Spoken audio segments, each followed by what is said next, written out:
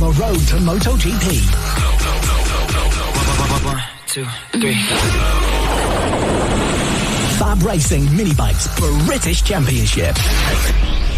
A proven pathway into the world of Grand Prix racing. Hello and welcome to a brand new season of the FAB-Racing British Mini Bike Championship. You join us at a not so sunny Lydd kart circuit down south as we bring you the first of 7 rounds in 2026. Myself, Zach Sweeney, Riley Davis alongside me in the commentary box. Should we go for a walk?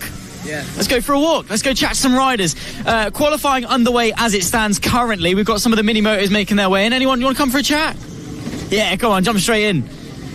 Lovely stuff. First interview of the year. Do you want to tell us who you are and what you're riding? I'm Daisy and I'm riding the Inters. How's the the off-season gone ready for 2026? You excited? Yeah, I just came first in my qualifying. So what's the plan for the races now? Just lead from pole and go and win? I'll just get a good start and try to win. Talk to us a little bit about Lydd. Where are the overtaking opportunities? You're starting from pole, so do you reckon you're going to have to defend quite hard today? Yeah, probably, because there is a couple of my friends who are really fast. Well, best of luck for the season, and hopefully we'll see you on the top step. Thank you. Let's keep moving, shall we? Do you want an interview as well? Yeah, come on. Tell us who you are and what you're riding. I forgot. You forgot your name? What's your name? Randy. Randy Carter. What are you racing? Pros. How are you feeling about the season? Good. Talk to us about Lydd. Is it a circuit you enjoy? What are your feelings around it? Is it fast, flowy? You good at overtaking around here?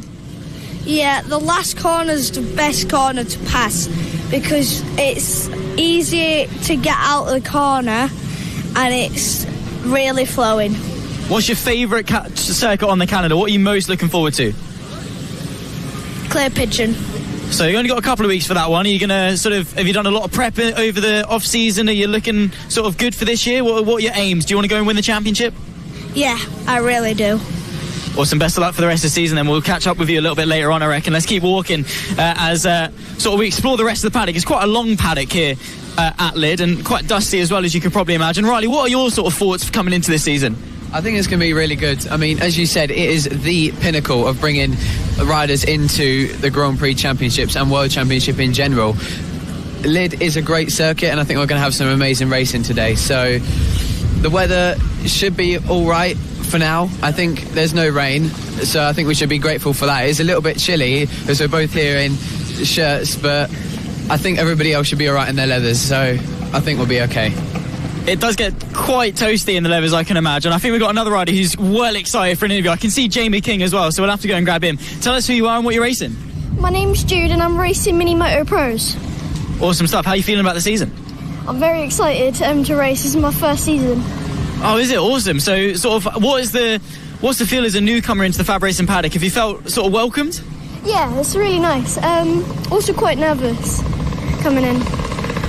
Sort of what are you most looking to gain out of 2026? Is it a season that you're looking to learn from? Are you sort of gunning for the championship? I mean, you've been out on track a couple of times. What are you feeling generally? I think we want to chase the championship. So tell us a bit about your history as well. What have you done previously in the world of mini bikes? You're into the pros, so you're up against some pretty decent talent. I mean, what have you done before? And I guess, to prove why you should be at the front. We do a lot of days up at Kingsham and we go to M4 karting like twice a week and try to practice for this race. And do you reckon that experience is going to do you feel well prepared for the season? Yeah. Awesome stuff. Well, hopefully we'll catch up with you a little bit later on, and best of luck for the rest of the season. I can see Jamie, so we'll go and chase after him because he's not escaping an interview ever. Right. Has he noticed us there? He's not even noticed us. They're all on their phones. Jamie, I've been looking forward to meeting this guy back again. How's it going? Yeah, not too bad. How's it going? I'm good. Yeah. So back in front of the camera again, 2026. Yeah. How you feeling? Pretty good, yeah. Had a really good day yesterday testing. Managed to get straight back into the lap times that we were doing last season, but today's been a bit of a disaster. Qualifying, we crashed first session, so I didn't really get a clean lap in, so we're only fourth on the grid so far. Hopefully we'll get to turn it around in the second one, and we've got the new 190 in the new Extreme Senior class, so looking to do well in that as well. Talking about sort of rivalries in your pit bike class, obviously you've got the usuals, Chris Wells and everyone who tend to be a bit of a thorn in your backside. I mean, I remember a couple of years ago at Lydd, you had a good little battle with Chris and Lucas, who were doing quite well. I mean, any particular names you're looking out for this year? Yeah, it's definitely going to be Chris and Harrison. Harrison obviously won the championship last year, really good young rider. I'm hoping that he goes on to bigger and better things, not to leave the pit bikes, but I think he just deserves to. But yeah, me, Chris, Harrison, you'll see people like Simon Gates as well be up the sharp end as well. So yeah, me and Chris had some really good battles here last year, so hopefully again for the race today. Looking forward to it. As well as sort of, I've been looking, you've been quite busy in the world of social media and around everywhere. Tell us a bit about that. What you've been up to? So yeah, just I'm racing in 3 different championships this year. So we're racing in the Free Tech Endurance Championship. I'm racing in Bempsey on a 300 Ninja, and obviously the pit bikes here. So it's absolutely flat out, and yeah, just vlogging everything for the YouTube channel. What are the difficulties, I guess, going from a Ninja back onto this? I mean, the adjustments, do it take a little bit of a while to adapt? It's quite new for me, the Ninja, so I'm still kind of getting my head around that a bit. Obviously a big, heavier bike, even though it is, in big bike racing terms, it is a small bike. But yeah, it's just, obviously you can flick these about a lot more. Go-kart tracks are totally different to the big tracks. So yeah, I'm getting my head around the Ninja, but I feel I can get back on the pit bike and just get back to the front straight away. You'd hope so, because you're meant to be quite good on these things, aren't you? Yeah, I know. Lydd is a little bit of a challenging circuit, a tough one to start the year. Any specific challenges that Lydd faces against the rest of the calendar? It's all about corner speed here. There's no slow corners at Lydd. It's not like Rara with the hairpins or Ella Park. It is like just all fast corner. I kind of compare it to Mugello for the MotoGP track. It's so fast and flowing. So yeah, you just got to keep your corner speed up. Awesome stuff. Best of luck for the weekend. We'll catch up with you a bit later on. And hopefully no shenanigans at Clay Pigeon in 2 weeks either. Absolutely not. Let's keep walking. Yeah, disastrous times last season. Riley, go on. You have a turn. Well, first of all, I just wanted to say, what an honour it is to be here at FAB-Racing and commentating, and obviously doing this pit walk with you on this brilliant championship at Lydd Circuit.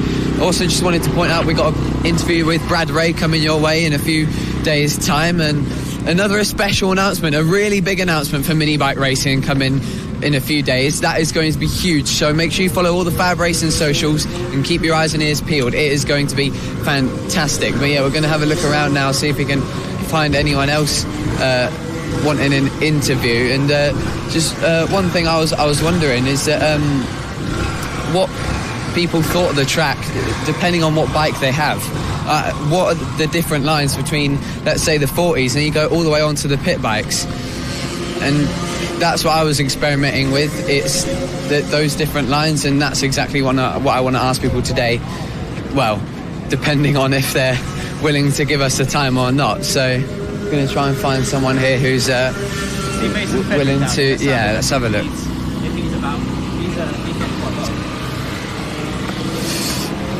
Hey, anyone up for an interview?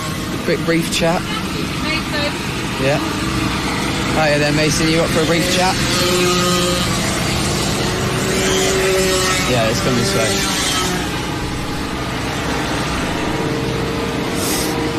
All right then, Mason. One of the top boys out there at the moment.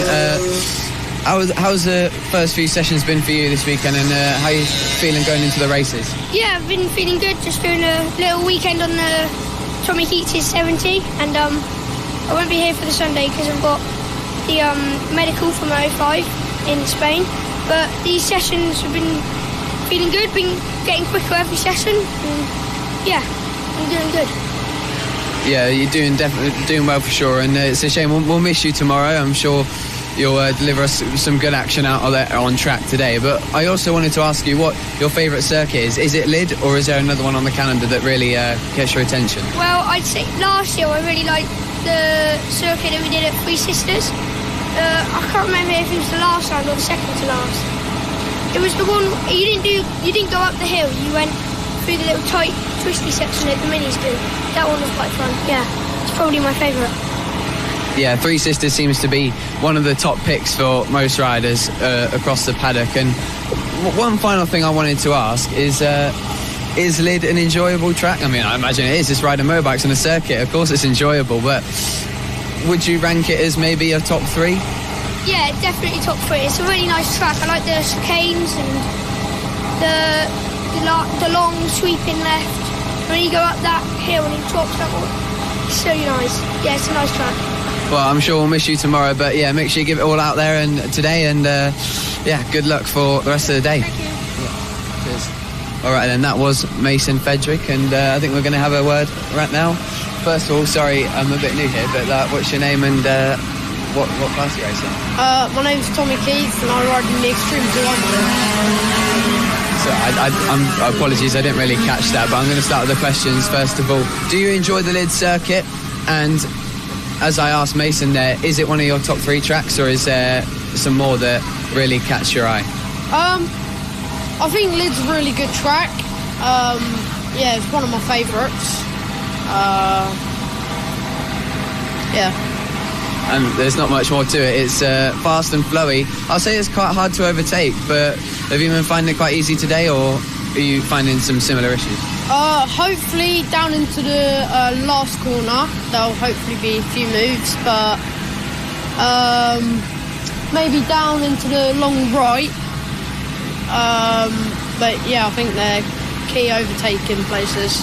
Yeah, I would agree. I mean, they're a bit of a dive bomb city because it's quite one line around here. And are you enjoying it so far and ready for this season? Yeah, I'm enjoying it. Yeah, hopefully I'll pick up a few podiums and possibly a win. But yeah, we'll just see how it goes. Yeah, of course. And I've got good luck to you in your journey, and we're following you across the weekend. And hopefully you do get those podiums and more. All right then. My apologies, I didn't really hear what his name was there because of the bikes going past. But yeah, the track action is going to be all over the place for today. 11 races coming to you, and me and Zach are going to be bringing them live to you. And yeah, I think it might be your turn again. Let's go back to it. Let's keep going for a walk, shall we? I mean, it's a long paddock. Let's see if we can chat to... Obviously, we spoke to Jamie King. He is getting a bit on. But we'll chat to some more of the older guys as well, because obviously we've got a plethora of talent. Obviously, it's a pathway to Grand Prix racing here at FAB-Racing. A lot of graduates, of course, Brad Ray being one of them. We mentioned the interview that we'll be having with him sort of in the future. Keep your eyes peeled for that one. But it's a proven pathway into Grand Prix racing, but also for anyone to come down and have a laugh. We've got plenty of people who are, you know, well into their racing career here at FAB-Racing. So it really is for everyone, so make sure you are getting yourself down. Can see a couple of people working on the bike, so I reckon we'll jump in and see if we can have a chat with some of the guys. Do you go and have a quick chat? I can see you working away some tyre warmers and things. Sort of tell us who you're working with and sort of, I guess, what's going on here. So I'm Daisy Grayson's dad. So I'm just putting the warmers on, ready for the next session. We're going to put some new tyres in. She's sat on pole at the minute, so we want to try and get another little bit and get her away. What does your weekend look like, obviously, supporting your daughter and everything? Obviously, she's doing a fantastic job out on circuit. What does the weekend look like from your side? It's different now. So I'd raced 25 years, so I've always had one spanner for me, and then now jumping the other sides. It's good. I enjoy it. I got a new engine last night. We had a new clutch for Friday, so I've spent a lot of late nights under the candlelight fixing the bike. So, yeah, it's good. And sort of coming into the season, you mentioned sort of late nights. Is there a lot of preparation that needs to go into things, or is it a case of leave the bike in the shed, bring it back to the paddock and get it going? Yeah. I mean, these Mini Motos are absolute basket cases. They're always breaking, and your hands are always... If you've not got black hands, you're not a Mini Moto dad. So, yeah, I can't wait for it to get on the big bikes where they're not as messy. How long's that away? She started riding the 110 Ovale at the British Mini Bike Championship. So that was the first weekend last weekend. So I say this is her last year on Mini Motos. Well, best of luck to her. She's on pole. She must be doing something, right? Yeah, she's doing all right. Yeah, must take after her dad. Something like that, I guess. Yeah. Cheers. We'll see you later. Daisy Grayson's dad, of course, doing a fantastic job. Provisionally on pole position, he said, which is good. And nice to talk a little bit about sort of the preparation that goes into the weekend, because it's all well and good looking at as we try not to get run over by a van here. It's all well and good sort of looking at the riders themselves out on circuit, but also sort of, you know, the preparation that goes in beforehand. The dads and mums on the spanners and everything like that. The team members, they do a lot of the hard graft. Yeah, it all starts with the passion to race, and that's what everyone's here for at FAB-Racing. It's the joy of being on a motorbike, or it's the joy of watching your kids enjoy being on a motorbike. For me, I started quite young riding motorbikes, and that's all it is. It has to start with a parent who's willing to put the effort and time in, and money and hard working hours to either get yourself on track or your kid. And that's what FAB-Racing does, as you said earlier, bringing the absolute top performance talent to go through to the Grand Prix classes. And I find that so interesting, and that's why you can't miss what we've got coming for you this weekend and for the rest of the season. I believe it. Yeah, so we're just looking for a couple of people. This back end of the paddock seems to be a little bit more bare, to be honest. I'm just trying to keep a lookout. I can see Claudia Dudman's team awning, but they're not around at the moment. We're heading towards the back end of the paddock now, so hopefully there'll be a couple of people. I want to chat to some of the Moto Team guys, because obviously they've already concluded their qualifying, and a couple of changes coming into that for this season. They get an extra race as well added onto things. Let's see if we can poke our head in here and see if anyone wants to chat. Do you want to come for a chat? How's it going? Yeah, not too bad, not too bad. So, sort of tell us who you are and what you're racing this weekend. Tom Atkinson, and I'm racing the Pit Bike 140. So you're going against Jamie King. We've already had a chat with him. How are you feeling coming into the year? I'm a rookie, so I'll be nowhere near him. Is that sort of the aim then, I guess, for the season? Obviously coming in, learning the ropes and sort of seeing how you progress through the year. We've got 7 rounds coming up, so do you reckon that the aim is to be just chipping away at that gap? Yeah, definitely. Just improve every session and see where we end up at the end of the year. So you're a rookie in the pit bikes this year. Have you done any motorbike racing before? I've not, no. So a complete fresh rookie, right. I've ridden road bikes and stuff, but that's about it. Never race. So I guess, we're a couple of sessions in. We've not raced yet this weekend. I mean, what are the lessons you've already taken so far this weekend? Just learning the tracks, learning body position, certain stuff like that, how the bike works. Still learning, so we'll see how she gets on. And sort of the preparation side of things as well. I mean, have you done any more of the mechanical side of things, or are you completely new to that as well and learning as you go? Completely new, learn as we go. Just give it all. Yeah. Awesome stuff. Well, best of luck to you. Thanks for taking the time to chat to us, and hopefully we'll see you progress as the season sort of goes on. Quite a dense part of the paddock now. We're getting into the rough of it down here, aren't we? We'll hopefully have a chat with a couple more people before we sort of start wandering the other way. See if any of these guys want to have a quick chat. Come on. I think we've got some of the O'Keeffes down here. How's it going, guys? Yeah, all good so far. Bit slower than what we want to be, but yeah, going well. Going well, of course. Family affair for you guys, isn't it? So that rivalry still sparking for 2026? Very much still sparking. Here's our new member. This is Billy O'Keeffe. He's my son. Another one? Yeah, he's here to race for the first time. He's doing well. How's it going for you then? It's new environment for you. How you bedding in? Yeah, it's totally new to me. It's good fun, making a bit of progress, getting used to it. Are they teaching you well, or are they just throwing you under the bus all the time? No, I'm getting lots of good advice. Yeah. It's good stuff. You are nice sometimes, you guys, aren't you, I suppose? Yeah, that's good stuff. Any challenges specific to Lydd that you're sort of, learning the ropes with? We've spoken to a lot of people, quite fast, quite flowing. Yeah, I'm getting used to most of the track. It's a nice track. The S-bends are giving me some trouble there. They're a challenge, for sure. And sort of pace-wise, how are you looking? Pretty slow. It is my first time. I'm 58 seconds, roughly, at the moment, so looking to hopefully improve a little bit. Main aim is just going to be trying to stay with these guys as long as you can and then chip away at it as the season goes on. Well, best of luck to you three. Hopefully we'll chat with you as the rounds go on. We'll keep walking a little bit, Riley. I mean, obviously the O'Keeffes, they're, renowned in this paddock. They know what they're doing. And another new member to add to the already quite extensive rostrum. Got a few bikes coming around here. Hopefully a couple more people to sort of chat to. But yeah, it seems that a lot of people, overall, the overall paddock feel is quite positive.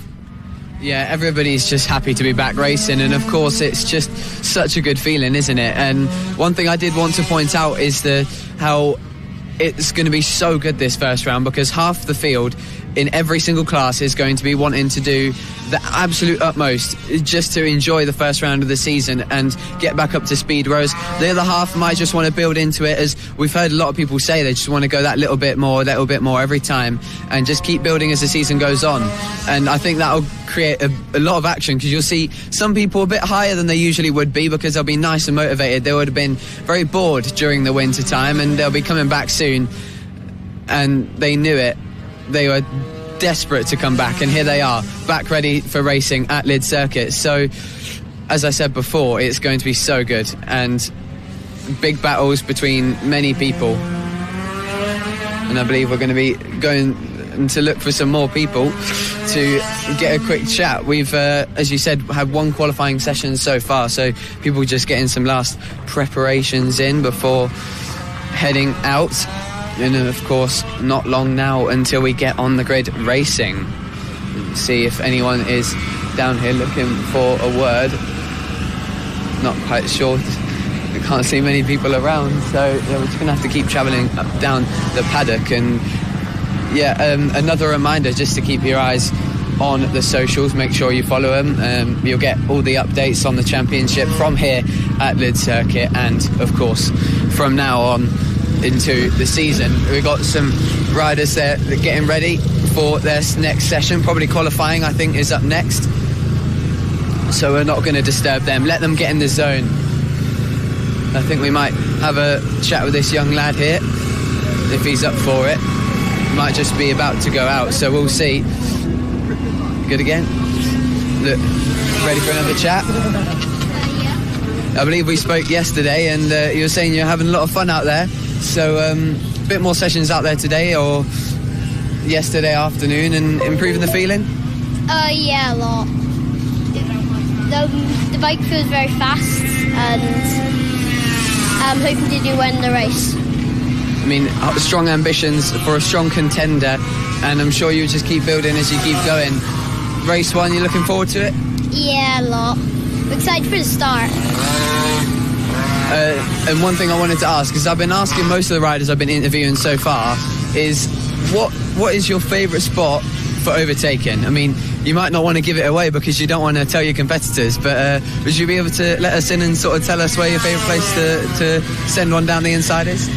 Yeah, like on the top corner, trying to go up the inside, like doing that. Yeah, I mean, the hairpin is a good way to go, a nice little dive bomb just to upset the competition and maintain the lead. Well, good luck to you, and hopefully we'll see you up at the front, as I imagine you will. Brilliant confidence from you, and I'm sure that'll carry you all the way. Thank you. A very confident young man there, and spoke to him yesterday, and he was just as confident, and I'm sure he will be at the front as he promised. So I'm going to pass back to Zach now, who may be able to get a few more words in. Yeah, it's always good sort of talking to the riders. A lot of them so impressively well-spoken in front of the camera. We just saw there the parents completely sprinting out of the way as soon as they possibly could. But the riders so mature and again, at such a young age, it's really good to see. I mean, you look at the likes of Sullivan Mounty, of course, who's risen through the ranks now in Red Bull Rookies and, really impressing. One of those that really always shines through on the interview, and it is always, a nice thing to see that they've got that intelligence and that maturity to showcase themselves. We're wandering back through the talent, back through the paddock, looking at all of the talent that we've got on offer. An array of bikes, obviously, all the way from Mini Moto all the way into the Mini GP bikes, and some very impressive riders as we go through. Again, if it is your first time here at FAB-Racing, again, this is the place to be, to nurture yourself, to get onto that pathway into the Moto 4 British Cup, into Red Bull Rookies, into Moto Junior, and then, of course, that road in towards the World Championship stage, as we, again, desperately try not to get run over by the very busy paddock that we've got, a very bustling paddock. Let's see if we can poke our heads into a couple more warnings. We've got a couple of guys in here hard at work. Anyone want a quick chat? He's all right. Busy at work. Should we go poke our head in? They're going to go see if they can go get him. I think we've got Sebastian Gazlowski, who's coming in. He's a remarkably quick driver, reigning 50 and 50R championship winner, of course, is Super Seb. He's wandering his way over. Let's have a quick chat with him, of course. A big contender coming into 2026. Seb, how's it going? Off the back of quite a successful 2025, so looking to do the same in 26? Yeah, this race round, we were just sorting out the bikes, ready for the next round. And sort of, obviously, here at Lydd and the rest of the season, any rounds in particular looking forward to? Lydd is one of my favourite tracks, but also Landown. So a bit further on in the season, and quite a trek actually from Kent all the way to sort of South Wales. And sort of in terms of championship aspirations, obviously off the back of 2025, where you did quite well, I think you'll admit, are you looking to again do the same in this year, or is this a year of learning and getting used to a new bike? Hopefully I do the same, and we'll just work and push as hard as we can. You said obviously you're getting the bike ready for this round. I mean, how's the pace looking relative to everyone else? You've had the practice sessions and qualifying coming up, so how is it looking? It's okay, just trying to get that P1 on the grid. Best of luck for you there. I mean, Lydd, we've spoken to a couple of people. Quite fast, quite flowing. Does that mean it's quite difficult to overtake around here? There's some overtaking spots, but it's more of a flying track. You reckon you can get the start you need off the line then? Hopefully. Best of luck to you, Super Seb. We'll catch up with you a little bit later on. Best of luck for the rest of the weekend, and of course the championship beyond that. Super Seb, remarkable talent, and again one of those that have come through basically from being 8 or 9 years old now, of course, into being a teenager and rising through the ranks, and that's exactly what we sort of like to see. I mean, we've spoken to a couple of rookies. It's their first weekend in Fab, and the general message has been that they've felt quite welcome this weekend, but also, of course, those sort of seasoned veterans, if you like, that have come through all the way through the ranks, progressing from AC40 Rookies all the way up to the Mini GP70s, and that's really the pathway that Fab Racing provides, isn't it? In the end, it's all a pathway, and it is the pathway into the World Championship. At first, when you hear Brad Ray say about it, he'll say that he, in fact, at first it was just coming to enjoy riding a motorbike, and that's what all these kids are here to do. And then when you start getting to the top class, like the GP70 class, that is where things get intense, and it's where you think, hang on a minute, I can be a real professional motorcycle racer here. And then the mindset starts to kick in, the domination starts to come out. As we saw Harrison last year, he was an absolute machine, and as he's proving just now, he's an absolute machine still in his adventures in the Moto4 British Cup. So it's just so good to see everybody back for round one. And just as we saw there with that interview, he was just a little bit nervous. Might have just been his first interview in a while, of course, so we won't judge, but that backs up my claim earlier about how some will just be coming into this first round looking to take it a little bit carefully and just build into the season, and of course some, like before, being lovely and confident and ready to go, and they'll be out the gates wild. Well, ladies and gentlemen, that racks up the opening Paddock show of the 2026 season. A big, once again, welcome back to Fab Racing in 2026. We've gone up, we've gone down the paddock, and now it's time for some racing. We are just moments away from kickstarting the 2026 Mastermac Fab Racing British Mini Bike Championship, of course, here at the fantastic Lydd Cup circuit. Before we jump into the 2026 season, though, let's reminisce a little bit and check out some highlights from 25. So just a reminder of the start procedure for you here at Fab Racing. It has been a long time. We need to dust off those cobwebs in your brain. It is lights out. We are underway in 2025. Great launch away there from Tommy Williams on the 61 bike. He will inherit the lead. Maxwell Keats trying to regain his lead. Can't quite find the way through Tommy Williams. Absolute domination in the first place from him. He's about to take that checkered flag. Here it is. He takes it and takes home first place for the LC40 Elite. It is lights out. We are underway, and once again, as we expected, it is a rocket start from Nelly Nuth. The 44 times the launch perfectly. But as long as Nuth can stay on two wheels, she's essentially got this one in the bag, unless Finley Styles can pull something right out of the top drawer. Styles is really pushing, he's really close up now, but it may be too little, too late for Finley Styles, as we head round the final corner. Welcome back to 2025. Nelly Nuth takes the opening round of the season in style. Nelly Nuth makes it 2 from 2 and wins race number 2 in the opening round of the season in the Brits and AC40 Inters. And what a ride from the 44 once again. It is going to be an amazing victory for here at the first race in Lydd. And here we go. Harrison Day takes the checkered flag, taking first place at this first race in Lydd. That will be an amazing moment for him. But let's see who is going to take that second position. And it is Taylor Tomlinson with Travis Shaw coming in third. What a brilliant race that was. It is Harrison Day who dominates here at Lydd and will be going home a very happy boy, because all eyes are on him today. He has been absolutely remarkable. Fab Racing. It is lights out and away we go. Richard Holmes-Williams holding on to that first place. Here is Jamie King, though, hot on his tail in second.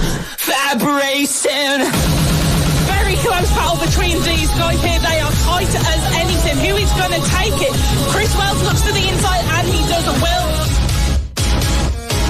But he wants to come here. He wants that redemption. He comes in week on week in order to sort of hone his craft and get some experience. He's been over in Aston recently as well, racing bikes. He does test riding for Snedsson. He's a very experienced rider, very, very good rider. All he needs is to taste that sweet, sweet taste of home victory. Very close battle between these guys here. They are tight as anything. Who is going to take it? Chris Wells looks to the inside, and he does. Chris Wells takes that move and gets past Cotgrove. Oh, this is fierce racing. The pit bike guys making no friends out there on the track. Is to the inside and on the grass, maybe. Man, oh man, Joshua French. Go racing in Moto Team race number 1. Oh, and Marco Pandolfo doesn't go anywhere. Or was that a jump start, maybe?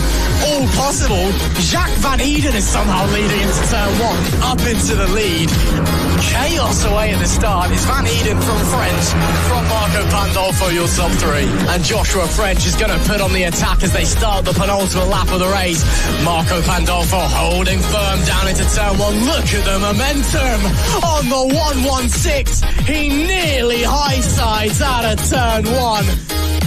Jack Van Eden doing a fantastic job to hold off those behind, but here comes up the inside. Oh, and he's gone down. David too much on the front of it bit, and down he goes. Joshua French has gone down and out of the race on the very final lap. It will be Marco Pandolfo who takes victory in race number 2 of the Moto Team. It's going to be redemption for Ben O'Keefe a year after he crashed out of the lead on the final corner. This time, Ben O'Keefe takes a standard class win. Oh.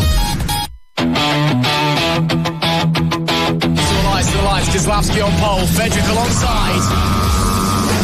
It is lights out and we're underway. Good start by both of the front runners there, but it will be Fedrick with the inside into turn 1, and who does inherit the lead of the race. And this time Thomas to the inside. Oh, super close between them. That is brave stuff. Still not done though. Curtis back to the inside, up and under maybe for Thomas. Somehow Bradley Curtis holds on to P3. Man oh man, racing at its brilliant best between the pair of them. Sheer focus, sheer commitment, sheer willpower from that young man who has been phenomenal so far this season, and gets into round 2, continues it with a bang. Sebastian Kozlowski dominates the opening race of the Mini GP 50R class. Time for the big boys on the little bikes. Time for a race that many see is the highlight of the weekend. It is the senior Mini Motos. Matt Birkin looming large in the rear view, of course, of the 100 of Reece Gentry up the inside and takes the lead of the race, but the up and under there, the 100 machine back on the switchback and back into the lead. Both of them running a little bit of curve. Gentry to the inside of the sweepers. Oh, that's brilliant from Reece Gentry, and gets it confirmed as well. Any fight back from Birkin? Not on this occasion. Maybe that's the best thing. Last lap board shown, and defensive ever so slightly, but he's left the door open. Matt Birkin straight back to the inside of turn 1. Reece Gentry tries to get the switch back, but Birkin cleverly covers it off. Now look for David Meyer. Around the outside goes Reece Gentry, trying to go the long way of turn number 2. Could be a drag race to the line. Who's it going to be? It will be Reece Gentry, who takes victory by less than a tenth of a second, at the timing being 72 thousandths of a second there. Fist bumps between the top 2. This is FAB-Racing. Lights out and away we go, racing for the AC40 Rookies here at Houghton Park. Brilliant performance we are seeing from the number 76 of Zach Atkinson in this race. Look at that, neck and neck. Austin Baton, the number 100 on that Spider-Man livery, just coming round the final corner now, and he's going to do it, cross that finish line. Austin Baton, the number 100, takes first place. Lights out and away we go. This race has started for the Mini GP 70. But there is our race leader, Harrison Day. The 47 of Matthew Thomas ahead of the number 4 of Travis Shaw, battling it out for second position. Matthew Thomas ran a little bit wide then, which gave the number 4 of Travis Shaw the ability to get past and take that second position. The 77 moving out then around on the inside, through on the number 7 of Logan Cousins. Second lap of racing for these guys in the Mini GP70. Coming round that last corner now, he's gonna do it once again. Harrison Day on the number 15, showing his absolute domination in the Mini GP70 class. Lights out and away we go. The number 18 of Finley Styles gets a very good start. Nelly New dropping down to third there. A very good start there. I believe that was Reed Saxelby. Nelly News still hunting down Reed Saxelby with 5 laps left to go. It has been a tight battle between these guys all race so far, and it is absolutely brilliant performance we are seeing from them. They are both trying different lines. Finley Styles, the number 19, our race leader, coming round now to finish, and it is Finley Styles who takes that win. An absolutely sensational performance from Nelly New there. With that 3-second jump start penalty, she will win the second round of the AC Inter class. What a sensational performance from her. All visors to the flag, and the flag is dropped, and it's going to be a start to race 2 of the PB140s. Harrison Quincy is still leading on that 7.55, coming into the chicane, and now absolutely brilliant stuff we are seeing from him, leading Jamie King and Chris Wells, our leaders in the championship at the moment. But it is going to be Harrison Quincy coming round now on the start finish straight, and it is Harrison Quincy takes his first win in the Pit Bike 140s and his first podium in the Pit Bike 140s. Richard Williams looking to make a look on the outside, can't quite do it. Harrison Quincy leading into the final corner on the start finish straight. Who is going to win this final race? And it's the 7.55 of Harrison Quincy who takes the win in the third and final race of the Pit Bike 140 here at Hooton Park.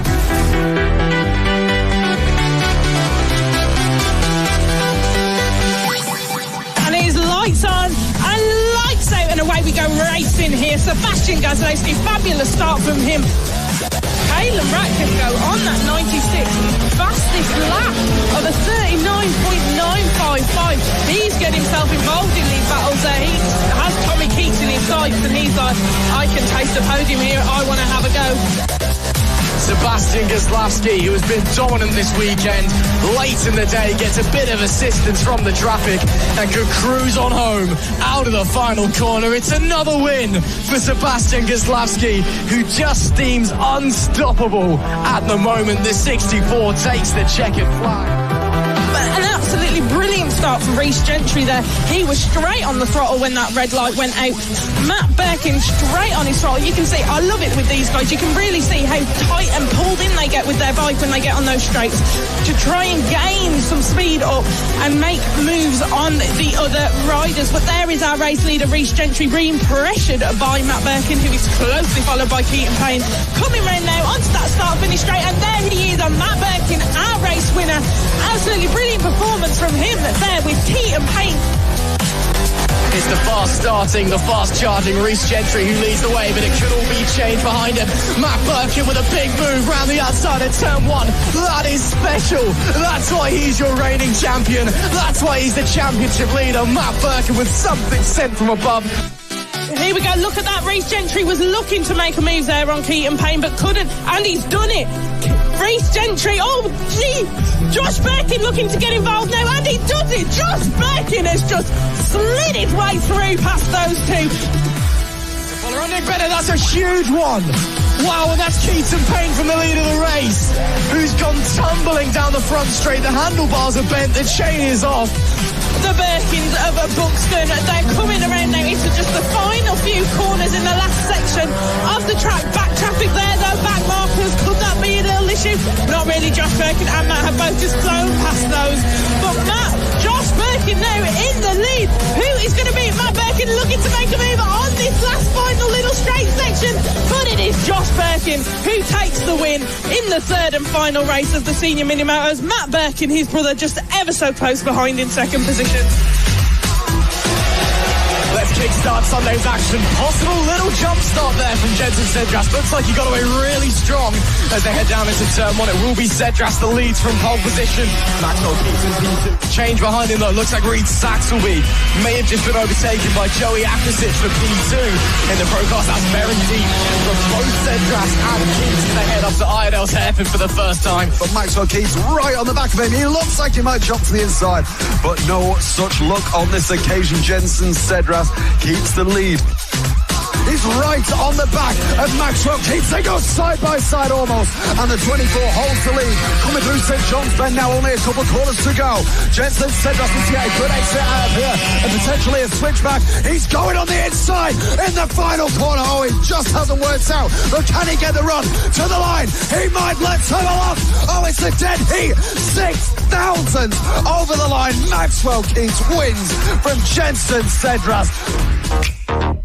We're getting ready to go racing. The lights are out, and let's see, is it Marco Pandolfo and the 1, 2, 3 who takes the lead away from Sam Clowes? A brilliant move there. That's what he needed to do yesterday, but Sam Clowes has been on another level this weekend. Let's see what he can do. Whether he's down. He's down. That's Sam Clowes down at turn 2. He wants the Moto Team standard win, and I tell you what, he's getting very, very close actually on the back of. Oh, and then they touch, and that was so close there. My word, the 65 is right on the back, goes to the outside, side by side. Wow, and he set up the move nice and late there, and a brilliant move there for this 65. A great battle between Lindsay Dignola and Harrison O'Keefe. It'll be around the corner, and it'll be yet another win this season for Marco Pandolfo of Team FAB-Racing, who wins race 2 of the Moto Team. The AC40 Inter's race 1 of the final round is go. Great start there from Nelly Nuth from pole. Nelly Nuth, though, she seems to be back this weekend and back with a bang. She's had that pole position from qualifying. She got that good start to the race. This is the Nelly we know and love. Finley Styles still hot on her heels though as they come around Luna Bend to make it one more lap to go. Can Styles get by and give himself the biggest advantage in the championship? Can Nuth bring the gap down ever so slightly? She's going to be taking her first race win in quite some time for this season, and that is the checkered flag, and it is Nelly Nuth who takes the first race win of this weekend for the AC40 Inters. It's all wide open in the Mini GP70s, and it is go. Absolutely brilliant start for Logan Cousins there to get up into P3 from beginning in P4. The front two breaking away. Logan Cousins is keeping them in check. Not too far behind though. A mistake or a collision from both of them. He could very well be quitted as they make their way through Paddock Bend. Over again, is that someone going? That is Matthew Thomas looking to go down on the inside of Taylor Tomlinson, and he's done it. That was very, very fierce racing there. That was a close move there. Matthew Thomas, where have you been, sunshine? Welcome back to P1. Frankie Watson on the number 14, around Luna Bend, coming into the final corner next. And he's gone across the finish line there in his checkered flag. And it is Frankie Watson, the number 14, takes the first race win of the weekend for the Mini GP70s. Mini bike British Championships.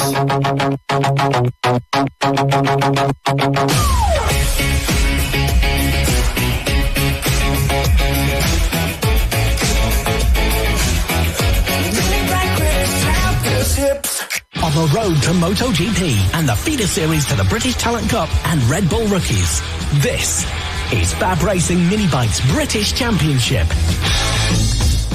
It's time to get 2026 underway in the Mastermac FAB-Racing British Mini Bike Championship. Of course, very much looking forward to getting this one underway. 2025, as we just saw, was filled with, well, thrills and spills along the way. It's myself, Zach Sweeney, Riley Davis alongside me in the commentary box to bring you all of the racing action over the course of the 7 rounds that we've got in 2026. Now, the weather's not playing ball, but hopefully the racing will. Yeah, for sure. I mean, we're expecting some brilliant racing to start off the season. And, of course, as you said, the weather not really giving us a really good weather, but at least it's not rain. Let's be glad for that. Let's all have some fun out there on a dry, sunny day. Well, let's get racing. Only a few moments to go here at Lydd, and these riders will get out on track. As Zach said, I am Riley Davis, and we will be bringing you commentary for this season. I can't wait for this one. First up, we've got the AC40s coming at you. Indeed, so we'll be kickstarting the day with the Moto Team guys, of course, standard and open. The AC40 Rookies will be coming after that. Then, of course, we'll have all of the Mini Moto classes, the Inters, the Pros, and the Seniors, which, for those that haven't followed FAB before, are some pretty large blokes on some pretty small bikes, which is always a bit of fun. And, of course, the Rookies, the Inters, the Pros, they're some of the riders that are on their very first step on the pathway that FAB-Racing offers. Yeah, the pathway is exactly what FAB-Racing is. It is all about getting to the World Championship, and then you come through FAB-Racing, you jump into the now Moto 4 British Cup, and you go through there. We've seen lots of people roll into the Moto 4 British Cup through FAB-Racing. Harrison Day, the reigning GP70 champion, and we're just waiting now for the final quali of the day to get done. But yeah, thanks for joining us. Make sure you're subscribed and followed on all the socials for FAB-Racing. We're just, of course, as I mentioned before, waiting for this to get underway. But yeah, Zach, first of all, as you said, Moto Team coming up.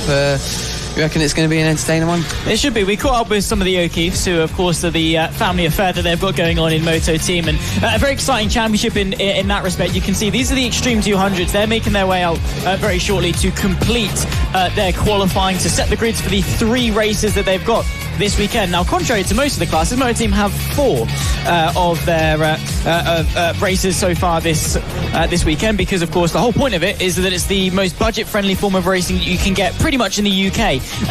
Very sort of wide range of bikes that you can put into the class. You can then share the bike with sort of with other riders. You can get your mates involved. You can divvy it up so you can share it 2 races per rider per weekend, and that's something that's actually being run in the Moto Team class. It's an arrive and ride format where you can come in for a round or 2, you can hire the bike, you can rent the bike, and get yourself racing for a very cost-effective way of doing it. So that's something that's quite interesting about Moto Team. Again, it's not necessarily the rider that scores points, but it's the bike that does that as well. So you can chop and change throughout the season, which is always quite exciting. Yeah, of course, and as you said before, it makes it more of a team effort. It's more of a friendly thing than thinking about these rivals that you got to go out. I mean, if you look at the other classes, some cases you'll have family members, brothers that will be going out against each other, or sisters, and of course in this team championship you're all together fighting together, and yeah, it's all cheap, so you can get out there yourself and grab your mates, grab your family even, and just go for it. And this is FAB-Racing. That's how it works here. We've got all things, as I said before, the ladder and cheap racing.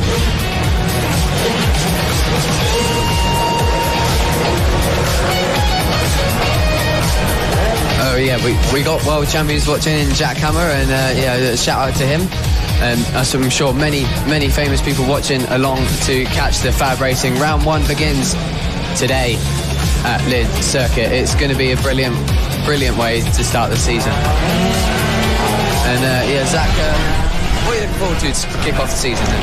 Oh, bike's on track really is the first thing, but just good racing generally. I mean, you know, I first came into FAB in 2024. Me and Ross took that season. I managed to do a round last year at Ella Park as well, so I love coming back to the FAB-Racing paddock. The paddock itself, the atmosphere is fantastic, and the racing on track is brilliant as well. This is the final qualifying session of the day. This is Extreme 200s. These guys taking their way to the circuit. It was Harrison Day that won the championship last year from Taylor Tomlinson and Travis Shaw. Wilson Dilks, Logan Cousins, the top 5 in the 2025 season of the Extreme 200s. Now, coming into 2026, slightly different format. We've now technically got 2 Extreme 200 classes. We've got the juniors and the seniors to sort of give the slightly older guys, you know, more of a fighting chance, something to fight for in the extreme class, because a lot of the juniors jump in, you know, they jump in on their Valley or their Metro kit to get that extra track time, to get extra racing time, and of course for the slightly older guys, you know, they almost, I don't want to say they have no chance in the championship, but fighting the juniors becomes a little bit harder. So a nice sort of fork in the road, I guess, if you will, to sort of give the juniors and the seniors something to fight for over the season.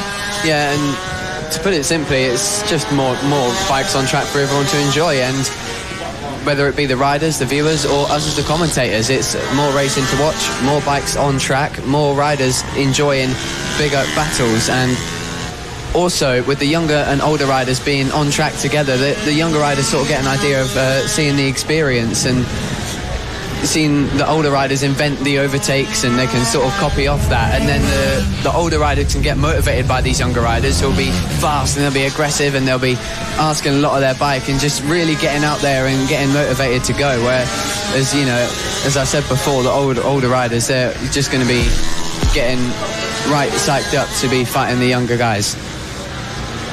Just off the road there, you can see Bojan Blazewski, who's had a bit of an off in that white and green 82, making his way over and just checking it out. Of course, the marshal straight there to attend, but quite frustrated, as you can see from Bojan. He's not overly happy, as you wouldn't be. I mean, qualifying, and here's the key thing, right, with qualifying, it sets the grid for not one of your races, but all three of them. If you have a poor qualifying in the Extreme 200s or in any of the classes that we've got, you're on the back foot for all 3 point scoring opportunities in a weekend. Yeah, it's a poor start, unfortunately. That has got to be one of the worst things to happen on a weekend, to start off like that in qualifying. Going down at the start, it's really disappointing, but hopefully you'll be able to get back out there and hopefully have some decent races. About 8 minutes into this session, so only a couple of minutes left to go. And just on that point about Bojan Blazewski, by the way, it would have been all right if he was able to get a decent lap time in initially. Right now, though, he's classified 18th of the 20 riders out on circuit. Provisionally, Finley Polhill sits pole on a 41.078 from Gazlavsky, Curtis, Keats and Fedrick, the top 5. And again, a star-studded field that we've got across all of our categories. For the Extreme 200, a combination of a lot of different ones, like we say, the juniors and the seniors all out on circuit. And I just wanted to sort of touch on your point from a bit earlier on when it comes to, you know, the more experienced riders sort of, you know, coming in, teaching these guys a lesson. I remember a couple of years ago at Rowra, Wilson Dilks, who, you know, is off doing some amazing things over in Europe and things. He was obviously very dominant over 2024 in FAB. He wrapped up the 70s, dominated in the extremes, but really got challenged by an older, more experienced rider coming back into FAB. And that sort of wisdom, that experience, and crucially that racecraft is something that a lot of these riders can take away.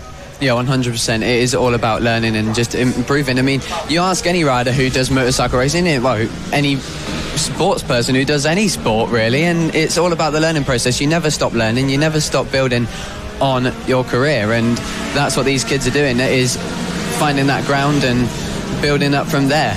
And then the older riders just keep on learning and keep getting better. They help each other. Definitely a mutually beneficial relationship in that regard. Of course, if you are now just tuning in, probably a perfect time to do so.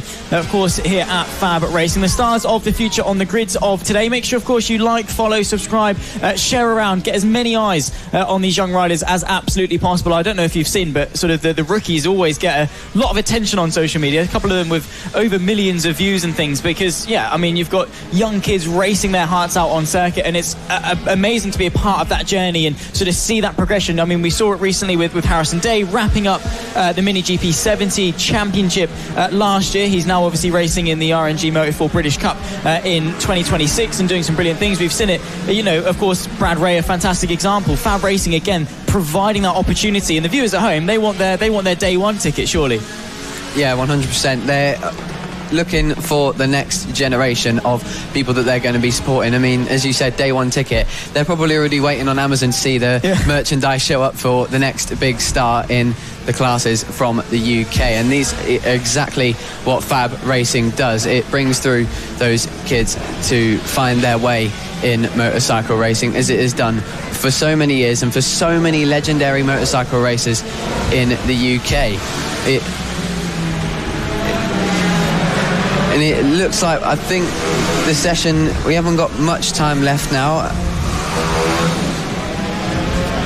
And Finley Polhill currently at the top with a 40.98 tenths of a second ahead of Sebastian Gazlavsky. So a pretty good start to the session for him. A strong lap and a good margin to second place. 0.8 of a second is pretty strong. Yeah, 0.8 of a second around, a relatively short circuit, right? Just over a kilometre in length is Lydd. 40.9 is the pole time. 0.8 of a second clear. I mean, we're speaking to some of the riders in the paddock. Jamie King comparing it to Mugello, right? Fast, flowing. You've done a couple of laps of Lydd yourself on the sim. What are the challenges? What are the quirks? And what are we expecting from this sort of circuit to kickstart the season? It's a really interesting one to start the season, mainly because it's so one line. It's quite difficult to find an overtake, and that's where it becomes so interesting, because we're going to see some of the most ambitious and talented riders come out at this track, because it's all about finding the racecraft and finding your way through on your opponent on a track like this, which is so difficult to find that way up the inside, or even around the outside if you're that creative. All this track, even both layouts that will be used this weekend, they are both so difficult to find your way through. And a shout out to Duxworth, who I was doing practice with, and we were learning the track together on similar machinery to some of the guys out there, and you literally just have to stay on that exact line. There is no other way to go around unless you put your bike in the way and tell the other person to move, or both on the floor. I guess that's maybe something we're going to expect to see, that elbows out type of racing. I mean, is that sort of the mentality you've got to have? Is the sense that as long as the bike is in the middle of the road, there's not really much that a rider can do? No, not at all. It is the bravest of the brave who will make the moves and get them done in these races, and we're going to see that for sure today. These riders have no fear, and they are 100% ready to take the gap wherever it may lead them. They are brave, and they won't be stopped. So watch out if there's someone on your inside, because it is a FAB-Racing rider looking for that space. Indeed. So we've seen a number of thrills and spills over the years of FAB-Racing, and like I say, the breeding ground of talent of the future, and also as well the battlegrounds, I suppose you could put it, of veteran riders who have come back after years doing other things and giving it another go. Philip Sorowiak, one of them, Sullivan Mounsey, often a feature in the FAB-Racing paddock. They go off, do wonderful things, they come back, give it a go, see if they can still mix it up. Extreme 200s have just concluded their final qualifying session of the weekend. That is going to set the grid for all three of their races this weekend. Finley Polehill, the one on pole, setting the benchmark in the one on the 199 machine with a 40.942, just shy of 0.6 clear of Sebastian Gazlowski. Off the back of two championship victories is Gazlowski in both the 50s and the 50R category over 2025. So after speaking to him earlier, is looking again to take those steps forward, take those lessons into a 7-round season that we've got for 2026. Of course, we started off here at Lydd Kart Circuit. In just over a month's time, we'll head down to Dorset to Clay Pigeon Raceway, Hooton Park a month after that, down to Suffolk, very excitingly, for the fourth round of the championship at Ella Park. Of course, Rowra, Three Sisters and Llandau to round off the 7 rounds that we've got in 2026. Coming up next, though, it's time for Moto Team. The first race of 2026 about to get itself underway, and it's time for Moto Team. Of course, one of the cheapest, most budget-friendly forms of motorsport in the entirety of the UK. But don't let that sort of deter you. It is still a breeding ground for some fantastic racing. Off the back of 2025 in the open category, of course, the unrestricted category, it was Team Acme Racing that took the championship by some 142 points ahead of Gary O'Keefe and Sam Clowes, who were the top 3 after the season of racing. Of course, we have also got the standard class that are going to be out on circuit as well, so a more restricted class. It was Ian Jackson that won that respective one, 107 points clear of Harrison O'Keefe from Linton de Miola in 1, 2 and 3. Of course, very much looking forward to seeing how people fare on, well, the opening round of the season. Again, some cobwebs to be dusted off a little bit, some new faces on the grid as well. All excitement here on a very overcast Lydd. Yeah, 100%. These guys are going to be ready and raring to go. The best thing about the Moto Team Championship is that they're all just ready to have some fun.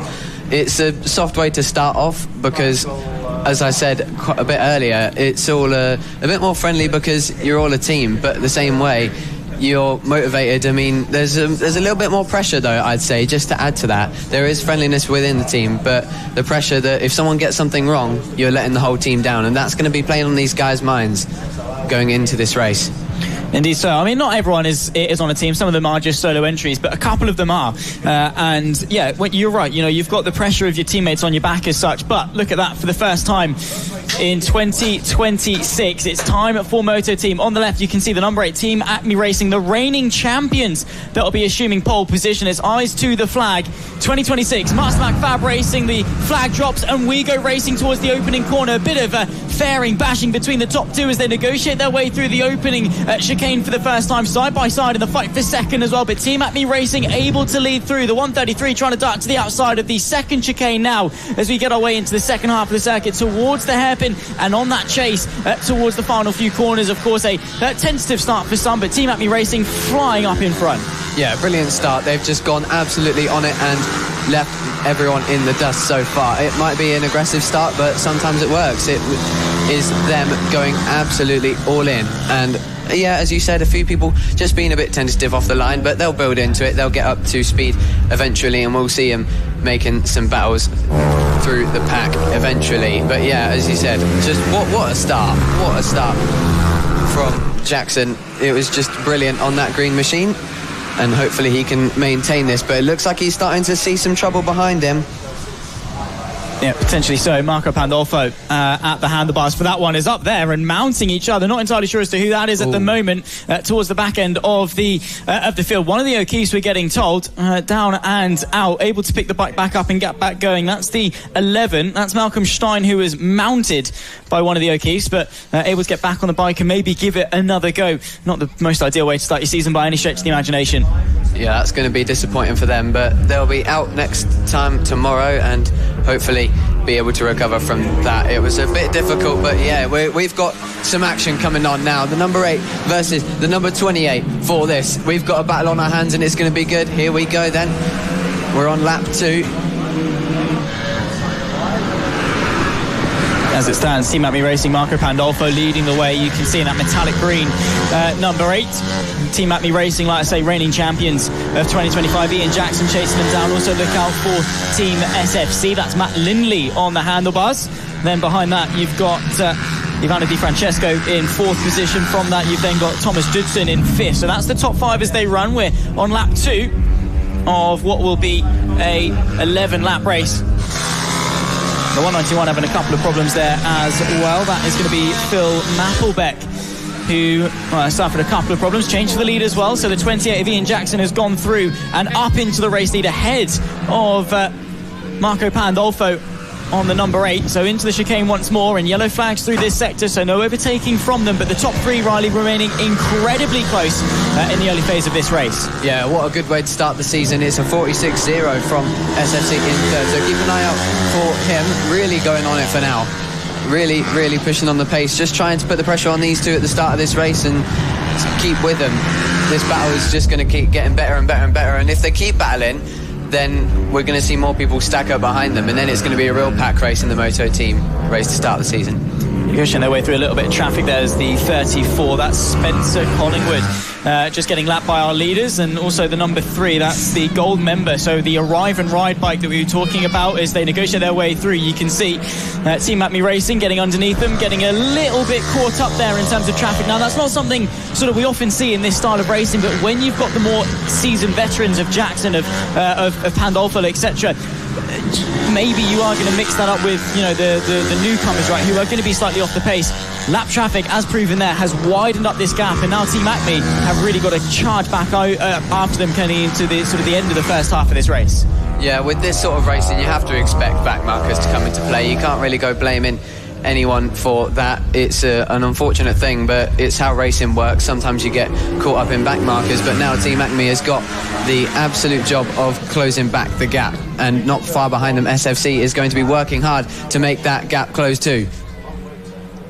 There you can see, zooming in, the number 3, who already, unfortunately, a lap down as it stands. But like I say, the arrive and ride style, the gold member is sent to the inside there, having to sit the bike up and getting sandwiched is the gold member on the number 3. The 141 working their way through. That's Ivano Di Francesco, followed by Thomas Dudson. So that's the battle for 4th and 5th in the overall standings. Quick run through as we're on to the 5th lap of 11. So closing into the halfway mark of this race. It's Ian Jackson that leads Marco Pandolfo, the Team Acme number 8 from SFC, from Ivano Di Francesco and Thomas Dudson. That battle that we're following here. From Ben O'Keefe, Phil Joyce, then comes Adam Harris in P8, Marco Gelli and Peter Appleton, the top 10 as they run.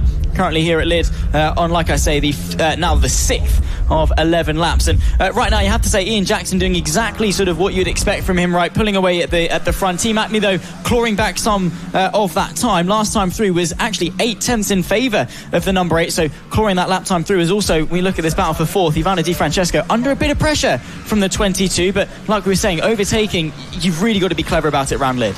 Yeah, I think for now we're just going to be waiting. Just you sort of hang around for a little bit, see where your teammate is strong, enemy, and study them almost. You've got to see what corner they're faster than you through and what corner you're faster than them through, and then you find that move eventually. It will take a couple laps, but it's crunch time now. As you said, halfway point.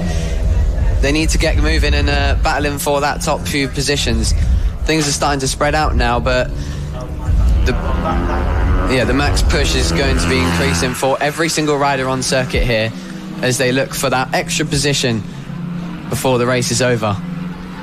Very much so. Lap 7 of 11, so very much into the closing stages. What could happen, as we can see, some very busy moments for Team Acme as they charge back after Ian Jackson. The gap actually stretching back open to just under a second now between the two of them as they once again negotiate some of that lap traffic. The 133 now of SFC is the one applying pressure, up in a second position, so tipping Marco Pandolfo there, the number 8, the reigning champion, dropping to 3rd position, heading into the final few laps. Still got 3 bikes involved in this battle as they once again negotiate the last lap traffic, sent to the inside, potentially into the second chicane. Thinking about it is SFC, and now Ian Jackson once more feeling the pressure, not from one bike but 2, following it down. The 133, the middle of this train, so that's second. The all green number 8 is 3rd, and just in front the 28, Ian Jackson, our race leader, and well, a very unhealthy looking bike there as the Red Bull liveried machine desperately tries to get itself back into this race. Meanwhile, the top 3 battling away like it's no one's business.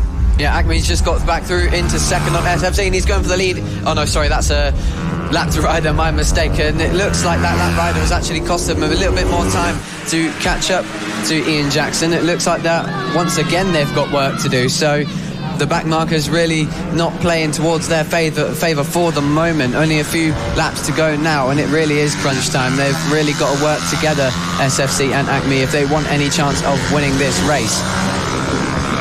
Ian Jackson through the hairpin at the bottom end of the circuit. We were talking to a couple, and of course the bump is quite noticeable on the exit. You've got to be careful when you're twisting that throttle and getting yourself back up to speed. Also the undulating S's that lead you onto that final stretch on these bigger bikes towards the final corner.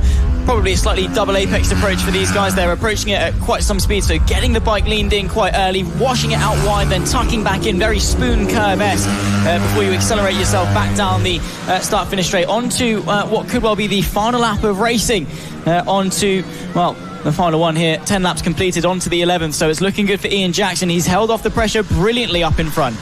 Yeah, Acme started to close back in though. The pressure will start to be building. Does he know how big that gap is though? Acme is going to really start to close. Some more back markers coming up ahead though, so that might make an issue. It's made quite a difference in this race so far, and I can imagine that we're going to see a bit more of a difference for it now. And here we go then. Acme coming up behind another back marker, and that might have just gained Ian Jackson a little bit more of a safe barrier going into this last lap, where he can just relax instead of really pushing for it. But we'll see what the gap is as they come out of the last corner, and it is the victory for Jackson. He held that one brilliantly. At first, sitting behind the Acme Racing team, that was just brilliant though. Held off really well and really did a good job of making his way around those back markers, and that is a really, honestly, a really impressive job just to make his way around them, because we saw a lot of issues for the other teams battling him for the victory, and he made a quick job of the back markers to get through and take the win, and they were ultimately the thing that put him between that gap in the last corner and denying it Acme of a move into the last corner and getting him onto the run to the line. Yeah, exactly that. Ian Jackson, I think, a phenomenal ride by any stretch of the imagination there. You can see Mappleback having a problem or so. We'll run you through the results in just a couple of moments, but Ian Jackson takes first blood in 2026. Brilliant stuff from him in a spectacular battle between the reigning champions of Team FAB-Racing and Team SFC. In the end, though, the 28 of Ian Jackson would be victorious from the reigning champions SFC. Then comes Ivano Di Francesco, then Thomas Dudson, Ben O'Keefe from Phil Joyce, Adam Harris from Mario Jelly, and then Harrison O'Keefe rounding out the top 10. Paul Kelly, Robert Leveridge from Gary O'Keefe from Madison Martelou, the Triple Eight in 14th. The gold member finishes out in 15th from Spencer Collingwood in P16, rounding out the first field of 2026. And a good one to start off with there. I mean, Ian Jackson, we touched on it there, the maturity and the racecraft to have dealt with that lap traffic, and then also the pressure from, no mean feat. You're holding off the reigning champion and also SFC chasing after you as well. By no means easy, but kept a cool head and, took the first checker flag of the year. Yeah, as I said before, it was just brilliant. And there's not much wrong he did there in that race.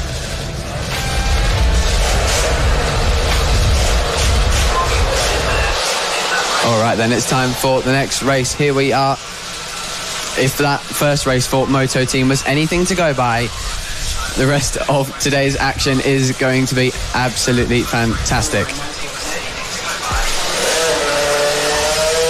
Just off the back of 2025, Tommy Williams, Joey Athasich and Danny Longhurst were the three that were battling tooth and nail all the way to the end. Tommy Williams actually taking a triple victory this time last year at Lydd. Of course, he's taken the step up into bigger machinery. We'll run you through the full grid in a moment, but it's Faye Veltshausen that will start on the triple one on pole position alongside Noah Barfoot. You can see just there on the right-hand side on the 36 machine. And again, these are riders that are still incredibly young, right? They've had a couple of seasons, granted, under their belts. They're getting a bit more experience, but ultimately still very raw, very passionate. And I think that is going to be on display out on circuit. Also, the different layout these guys have got to run as well.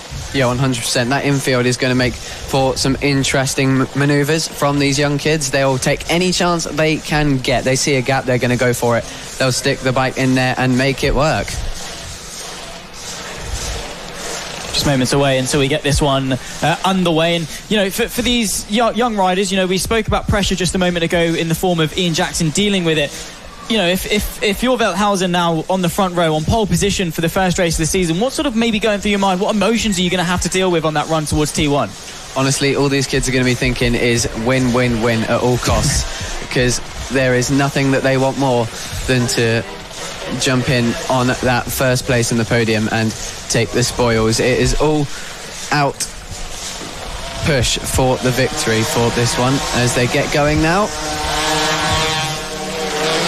We're on the way out onto circuit now. The triple one, Faye Veltshausen, will start on pole position for the first AC40 Pro race of the season. Noah Barfoot alongside with James Dermott and Finley Stiles sharing row number 2. Randy Carter, Ethan Baylor share row 3 with Jude Good and Adele Everett on row 4. A lonely row number 5 for Suze Leenders, our 9th and final rider to take to the start of this one.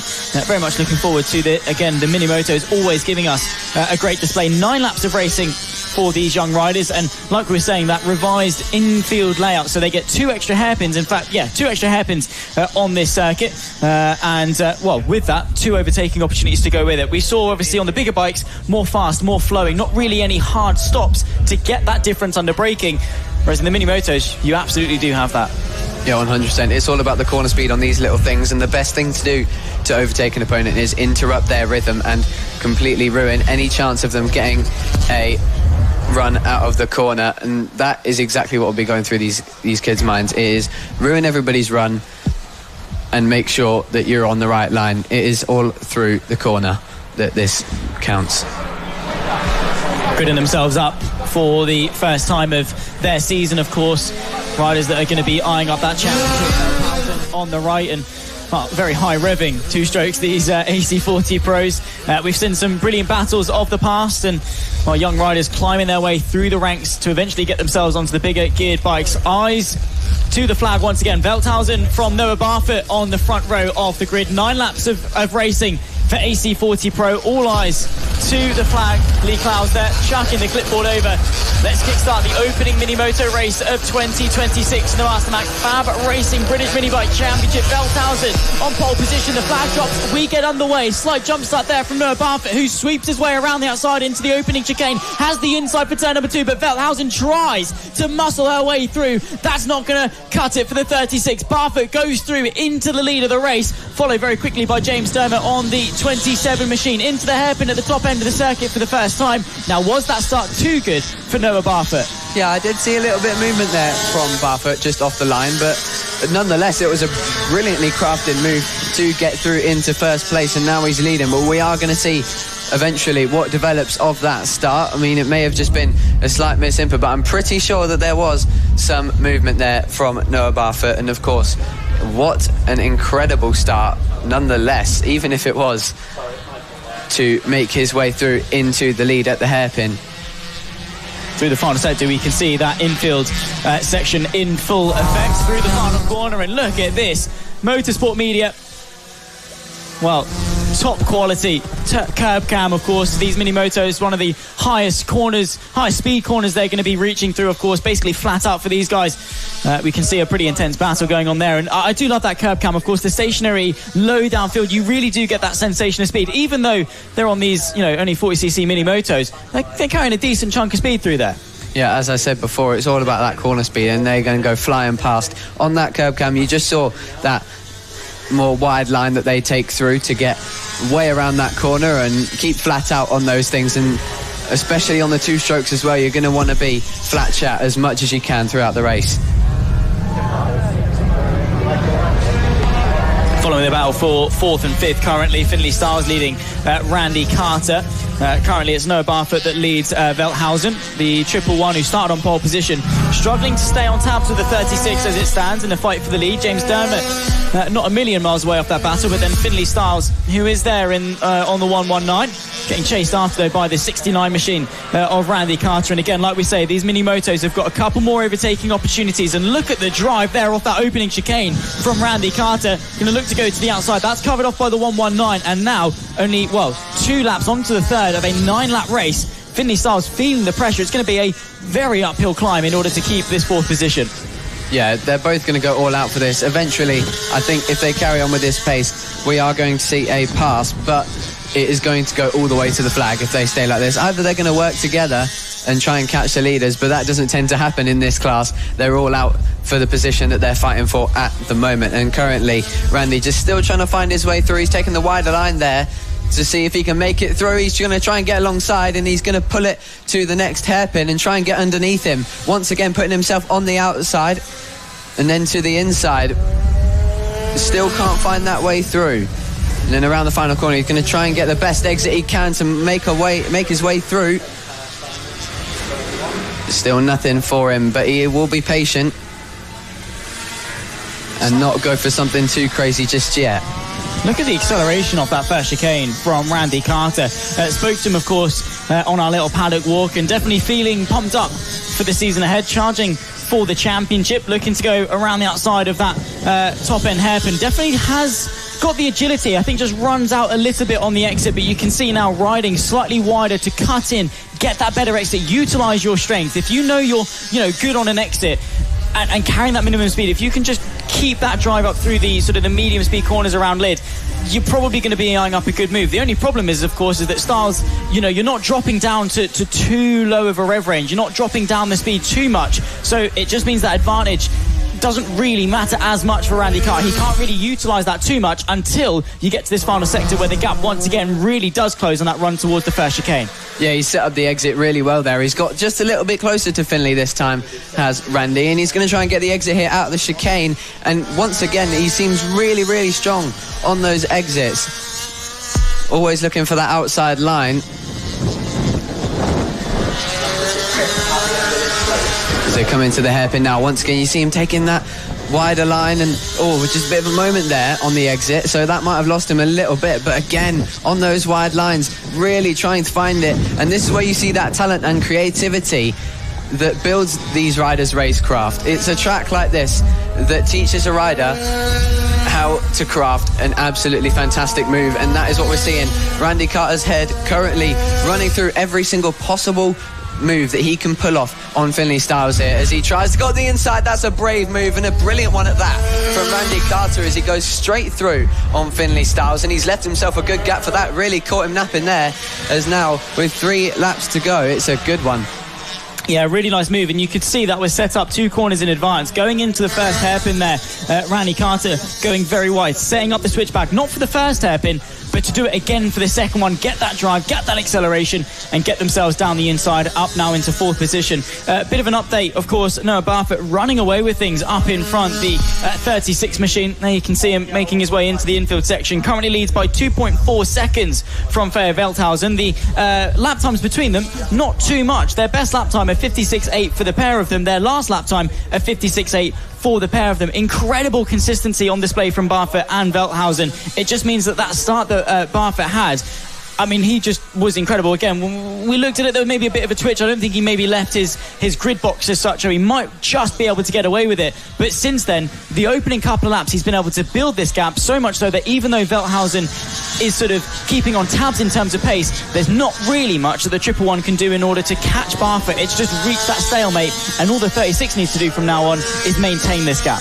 Yeah, of course. And in this race, we're seeing a mix of 2 different types of talent. We have seen that incredible racecraft and knowing of where to put your bike on the track from Carter and Styles. But now, from Barfoot, we are seeing just how you manage such incredible pace. And that consistency you mentioned is just electric. It is never ending. Not one mistake so far.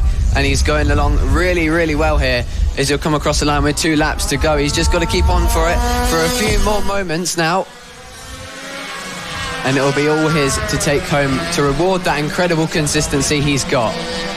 Penultimate lap of the race for Noah Barfoot, starting on a very strong foot is Noah, the 36, currently leading from the 111. Then comes the 27 of James Dermott. Randy Carter, after a 4-long battle with Finley Styles.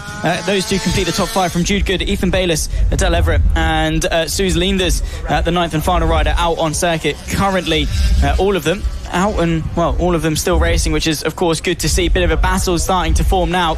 A bit further back in the pack there, you can see the 33 being chased down by the 86. That's Jude Good versus Ethan Bayliss. This is the battle for 6th position. Now heading on to what could well be the final lap of racing. 7 completed, and Noah Barfoot has just got to negotiate, well, about half a lap now before he takes his first victory of 2026.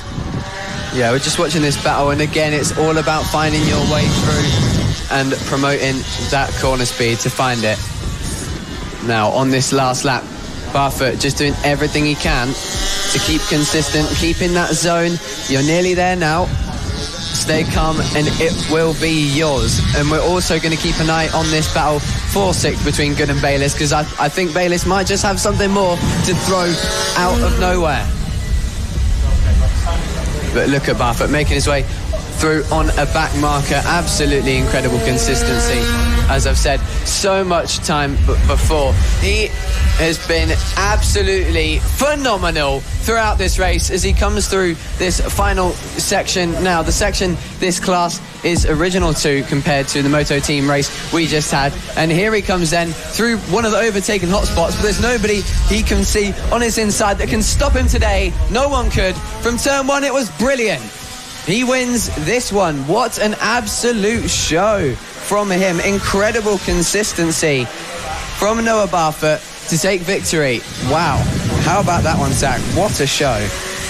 Yeah, brilliant display there from Noah Barfoot from, well, flag to flag, really. He didn't start on pole position, but he very quickly got himself into the lead, and that was helped by a brilliant getaway. Maybe too good, but nonetheless, nothing can be taken away from the incredible ride from then on in. Incredible consistency, ruthless pace, and just pulling away from the rest of the field, negotiating the traffic very well and not letting complacency get to his head either. He will take the first victory in the AC40 Pro season here in 2026, and with it will lead the championship. But of course, there's still a front row start for the other 2 races that the pros will have over tomorrow. So Velthausen will have to review, go again, and try to refine their starts, ready for 2 brilliant battles over tomorrow.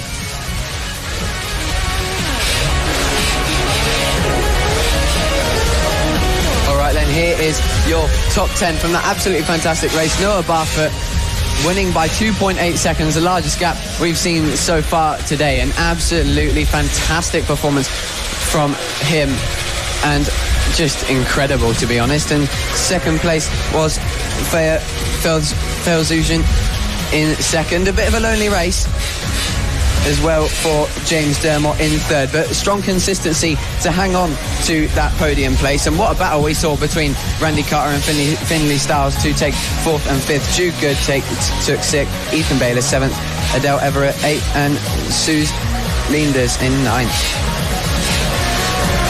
Yeah, 2 more races for tomorrow for them to come back, review and improve. There's not much for Noah Barfoot to improve on, but there's everything to find, and I'm sure he will. He'll do everything to find that and make himself even more possibly unbeatable.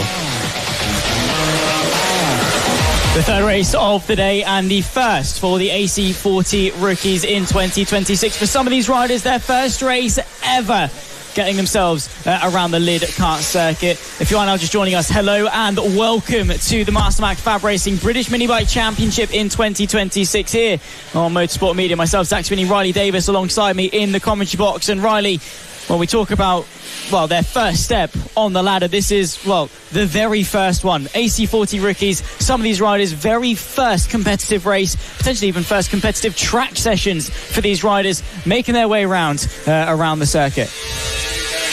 Very excited to get going, and nothing's going to stop them from doing everything they can to win this race. And you might just see a few mistakes, but this is why these kids are learning, and they're learning to be the best. And I'm sure they're already super talented here to be in FAB-Racing.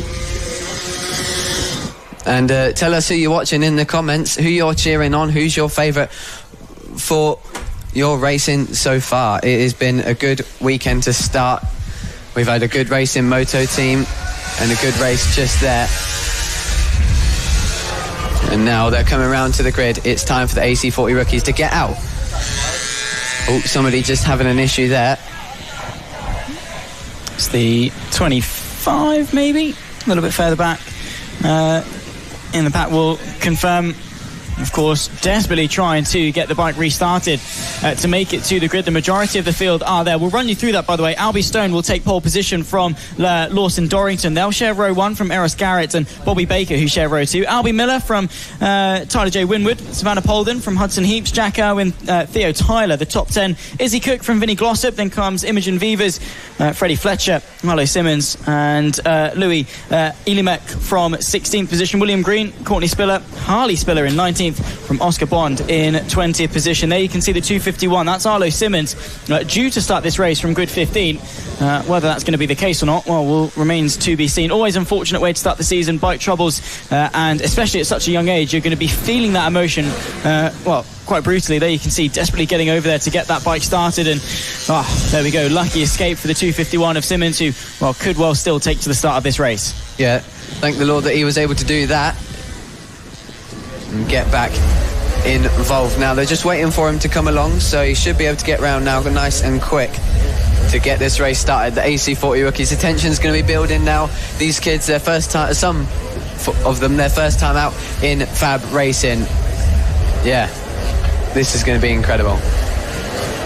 Lined up on the grid, awaiting the arrival of Arlo Simmons to get this race on the way, waiting the arrival of a couple of riders actually making their way through the infield section, as you can see. Nerves and anticipation building for the likes of Albie Stone, for Lawson Dorrington, the two that you can see there sharing the front row. Behind that, the 84 of Eros Garrett and Bobby Baker, who share row 2, the 64, just at the bottom right of your screen in the yellow and black leathers. Behind that, a big grid, 20 bikes taking to the start of this one. 8 laps of racing in the AC40 Rookies class for the Mastermac FAB-Racing British Minibike Championship. Of course, the Rookies supported by Grassroots to Grand Prix, who have done so much for young riders in the UK, whether that's sets of tyres, entry fees, support on social media, whatever it is, providing their support and giving these young riders the tools and the equipment that they need to progress through the ranks.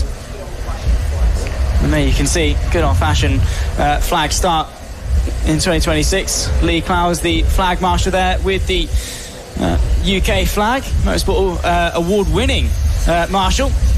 eyes to the lights for some of these riders for the very first time in their competitive career here at Lydd Kart Circuit. It's Albie Stone, Lawson Dorrington that share the front row. Flag drops. We Go Racing, a great launch there from the 38, but not quite good enough, as down the inside goes Eros Garrett, the 84, with an almighty launch off the line. Brilliant stuff as Albie Stone desperately tries to get back underneath, outside line in towards the second chicane, but that's thwarted by Garrett, who will hold the lead. Talking about the front row, the attack came from third position. The switchback is there though. Albie Stone straight back into the race lead. Yeah, Eros Garrett really went for it there, and unfortunately just went a bit wide. Got a bit too excited at the start of this race, but there is definitely still a chance. If he can just sit in there, he's got 8 laps to go to really get involved and push on for this one. Lawson Dorrington, though, he's done a really good job to fight back and retake the lead.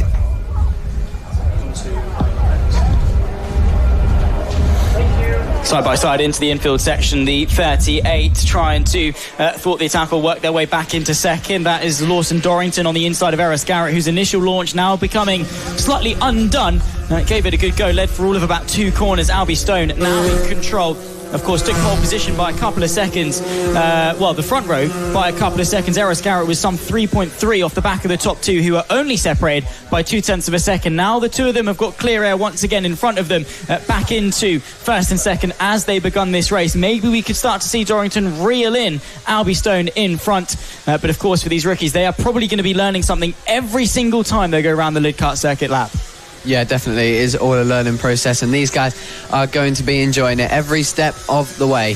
Whether they're winning or losing, it is going to be a really fun race. In 7 laps to go, they're going to be getting everything out of it to push their machines to the max and get victory. It is all still possible, and Albie Stone really trying to make that impossible with a 2.1 second lead at the moment. He's really, really putting the effort in to start this race well. Following our leader there, Albie Stone, the number 16, showing everyone else how it's done. And again, with the rookies, right, because they're on their first step, when you're first getting into it, you're going to be rusty. Very quickly, you're going to learn the ropes. And then after that, the progress then becomes a little bit slower. The faster you get, the harder it is to then go faster beyond that. But because a lot of these guys are on their very first step, we are going to start to see those skill divides. And then hopefully, as the season goes on, more and more people will start to get involved at the front. Yeah, everybody just builds their own confidence and enjoys different tracks. So that's the joy of this championship. We're going to see a lot of different people up and running at the front throughout different rounds. So hopefully whoever's struggling this weekend will all of next round be up at the front doing what we're seeing from Albie Stone here. He's racing very well indeed. Of course, behind that you've got Lawson Dorrington, Eros Garrett, Tyler J. Windward, I should say. Of course, then you've got Bobby Baker rounding out the top 5, following their second position. Dorrington behind that, the 84 of Eros Garrett, who, like we say, got a really good launch. And that's a skill. I mean, even if you are slightly off the pace currently, that's not to say you are going to be in a couple of rounds' time. If you can master your starts, that is sometimes the be-all and end-all, especially around circuits that are difficult to overtake like this one. There's the 38, though. There's Lawson Dorrington has gone off, is able to get back out onto the circuit, though. And even if he is able to return to this race, is going to be way down the order. So that's from second position off the bike. Oh, what a shame. He's having to get some help there to try and get back out on track. He was really away well there, but unfortunately it has sort of been undone. And as you were saying about getting that good start, Eros Garrett, he was absolutely electric off the line. But yeah, Albie Stone pulling that out now to 13.3 seconds. An absolutely sublime performance from him with a 101.8 fastest lap. And also, just on that fastest lap, by the way, that's 0.4 quicker than his pole time earlier today. Pushing very hard, as we saw a slight bit of a twitch there from the 16. But it goes back to that point of these guys are constantly improving. He set pole position by quite some margin. He's now completely smashed that. Obviously, maybe track conditions and the track being more rubbered in and things, that's something we have to take into consideration. But to go out there and in the first couple of laps of this race, go 0.3 quicker than your pole time, again, he's just getting quicker and quicker, learning and learning. Albie Stone currently, I mean, he's just darting through everyone else like they're stood still. Yeah, he's really got the confidence within him, and he is pushing so hard to bring out an absolutely enormous lead. It is really impressive from the young man, and one thing I will be careful of is if he is enjoying it too much, as you said, like smashing his own pole lap time. and he had that twitch the lap before. He's got to be careful there, just going onto that dirt on the outside, going around the outside of a back marker. My goodness me, he is really enjoying his racing out there. Wow. Yeah, he's remarkable at such a young age. The Rookies, of course, has been a fantastic battleground. I remember a couple of years ago, Emilio Pereira and Nelly Knuth in their titanic battle, which wasn't decided until the final lap. In fact, the final 2 corners of the final race of the season. Emilio Pereira, instead to go and win that championship, came down with about 5 laps left to go. And a heroic effort to chase after Nelly Knuth. I think it was actually 3 laps to go. To chase after Nelly Knuth. Had one opportunity to go down the inside. Went for it. Granted, came off and Nelly Knuth was crowned champion. But the battle that they shared between the two of them, they took 19 of the 21 victories in 2024. So even though these are the youngest riders on the field, that does not necessarily mean that we're going to have poor racing by any means. Albie Stone just giving everyone a demonstration so far around the Lydd kart circuit. Last time through a 104.8, 4 seconds quicker than Tyler J. Winded in second position from Garrett Baker. Miller, the top 5. Dorrington climbing their way back up in a 6th position is Lawson, the 38, who we saw go down a couple of laps ago. So a valiant effort to stay in contention in this race. And of course, Albie Stone, like we always talk about, the gap is growing. 24.2 seconds now is the gap between Stone and Tyler J. Winded. There's another rider going down there just at the going into the final corner. But Albie Stone, a remarkable winning margin for the opening race of the season. Yeah, it is just incredible how fast he's been in this race, and everybody just quite a far bit behind, but they'll go back and they'll think more about what the race was like for them and build some more confidence. That's what it is for these little kids. They're all enjoying their racing. It's no pressure. They're not, fighting for a contract or whatever. They're out with their family and friends, just racing and enjoying their time. And that's exactly what Albie Stone's doing out at the front at the moment. What an incredible race he's putting together so far. We're going to keep saying it because it is just truly fantastic. Yeah. And here he comes through on some more back markers, making quick work, just trying to keep a little bit careful here as someone went down the inside.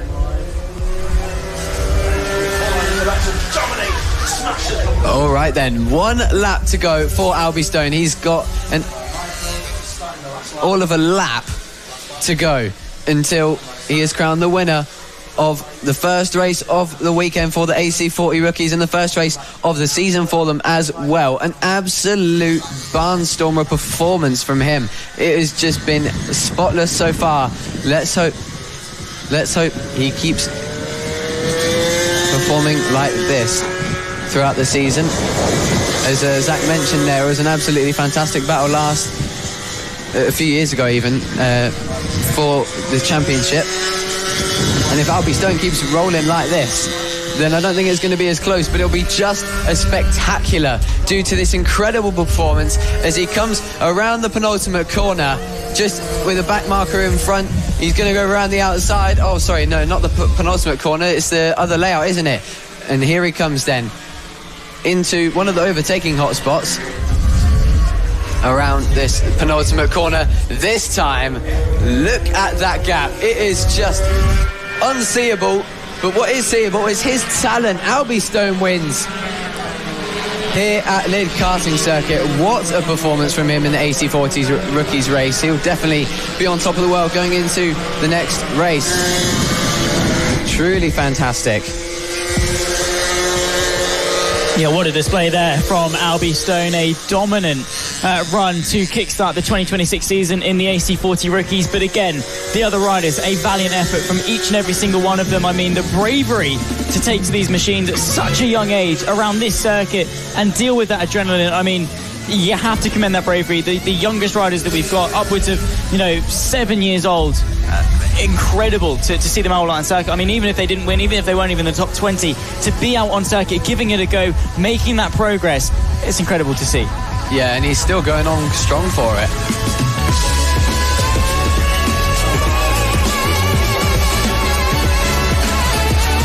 Again, we're seeing just the incredible talent that could be one day in the top classes, and Albie Stone a perfect example. All right then, here are your results from that fantastic race. Albie Stone took victory with an incredible margin of 38.2 seconds ahead of second place being Tyler J. Windard and Eros Garrett in third place. Lawson Dorrington in fourth, Baker fifth, sixth, Fort Miller seventh, Heaps Holden eighth, Tyler ninth and 10th, Cook 11th for Vinnie Glossop, and that is your results. I went one further there, but yeah, what a race for them. AC40 Rookies.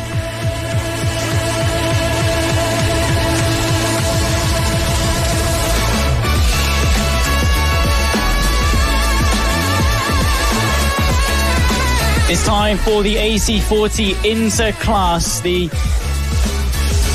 fourth race of the day. We've just concluded the Rookies Cup, and now time for the next logical progression for the pros, of course, the Inters. Daisy Grayson will start this one on pole position. We spoke to her dad a little bit earlier on. He's feeling quite good. Her final year potentially on the Mini Motos, and well, she's kickstarting it very, very nicely indeed. Now, as I was sort of typing out the grid on my little spreadsheet, I do like my spreadsheets. Typing out the grid, I noticed the lap times: 1 minute 0.937 for Daisy Grayson, a 1 minute 0.953 for Jensen Brown, who will complete the front row of the grid. Now, again, these riders, they're only on the second step of that ladder through the FAB-Racing ranks, and they're separated by, 16 thousandths of a second? Yeah, just telling you how tightly packed the talent is in these classes. It is so impressive to see such short times in qualifying, and hopefully it will be just as close in the race. We're ready for some action.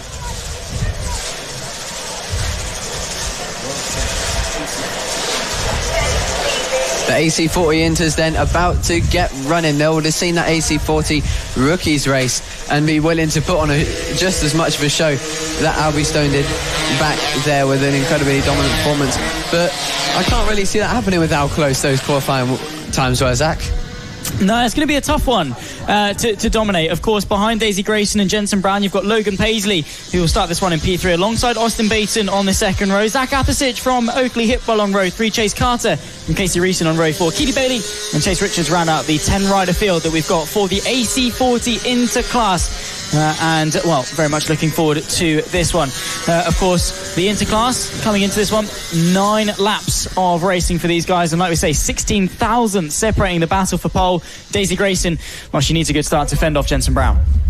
Yeah, you have to get a good start, especially into a chicane like that to start off the lap. It is quite easy to get surprised and someone to dive bomb you. So you've got to take the defensive line and be a bit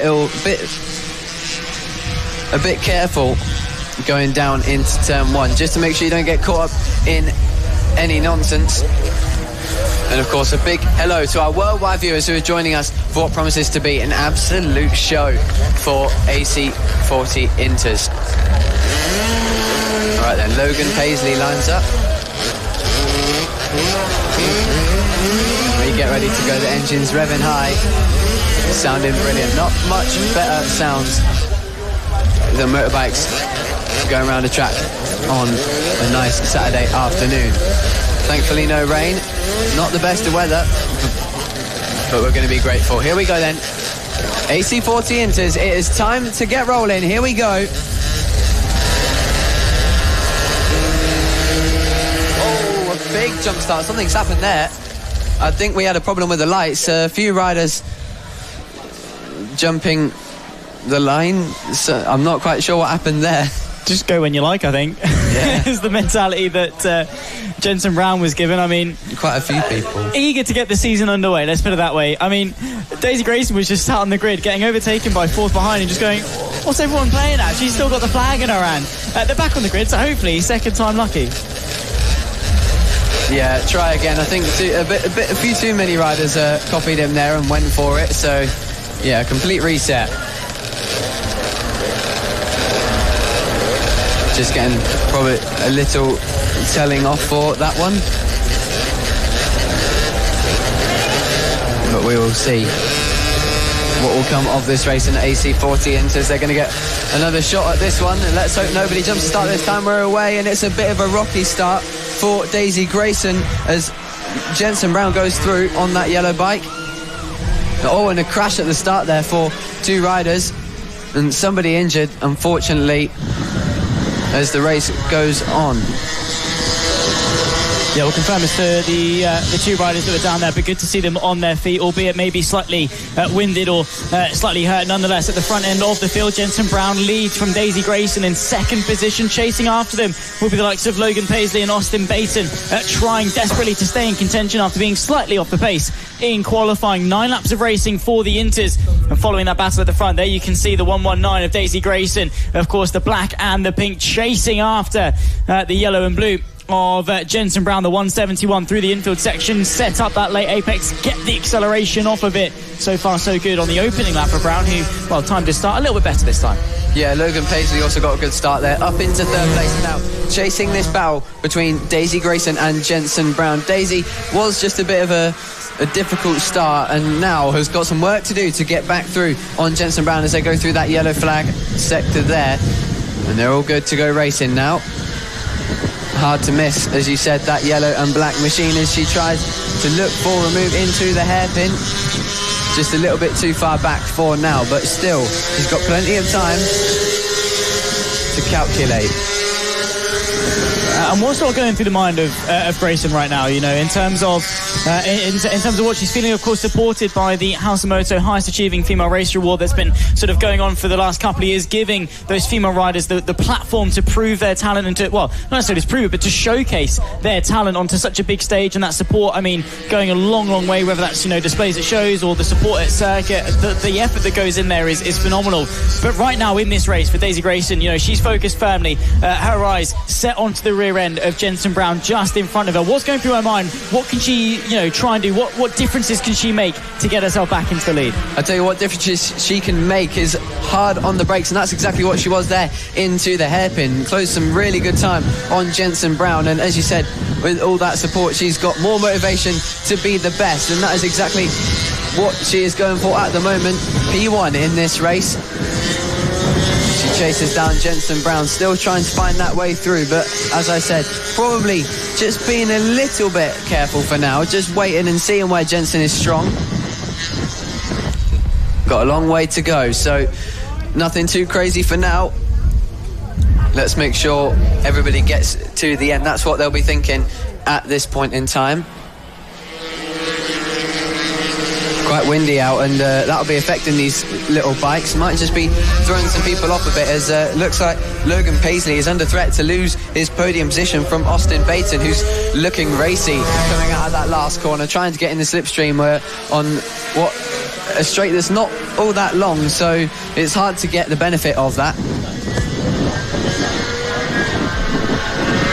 Yeah, the wind definitely will play into a factor in terms of the slipstream. Just trying to work out as to which direction the wind is going. I think it is beneficial, either it's a headwind or a tailwind at certain points of the circuit, which of course both beneficial to the rider behind, whether that's slowing the rider in front down or speeding you as the rider behind up.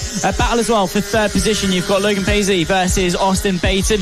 The chasing red and yellow leathers, of course, of Baton, getting after Paisley, trying to apply some of that pressure. Now into the infield section. The 100 has got an almighty run to the outside into the first of the two hairpins, tries to get the look down, but the green and black machine has got it covered. The 25, so far so good, and now able to open up a little bit of a gap heading into the final couple of corners with 5 to go at the line. You can hear people in the crowd cheering as Austin Baton continues to try and close the gap to Logan Paisley, trying to put the pressure on as they go for the next lap into that first hairpin. Doing everything he can to close that gap, and it looks like Jensen Brown has started to pull out a little bit of a gap on Daisy Grayson. The time's so even that Daisy sort of struggled to make that gap back and might have just lost a little bit of motivation to push back and fight for that win again.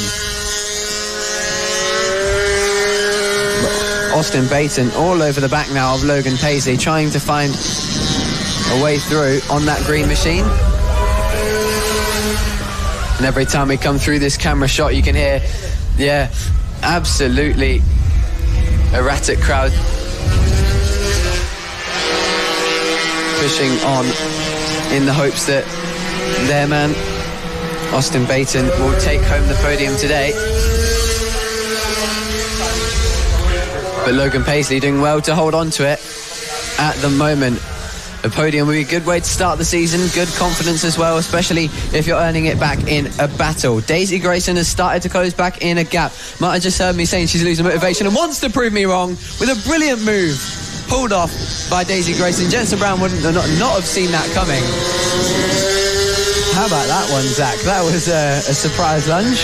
Yeah, I mean, playing to her strengths, absolutely, on the run out of that second chicane. Just saw the gap and seized the opportunity there, did Daisy Grayson, and now you can see rooing her on in the crowd.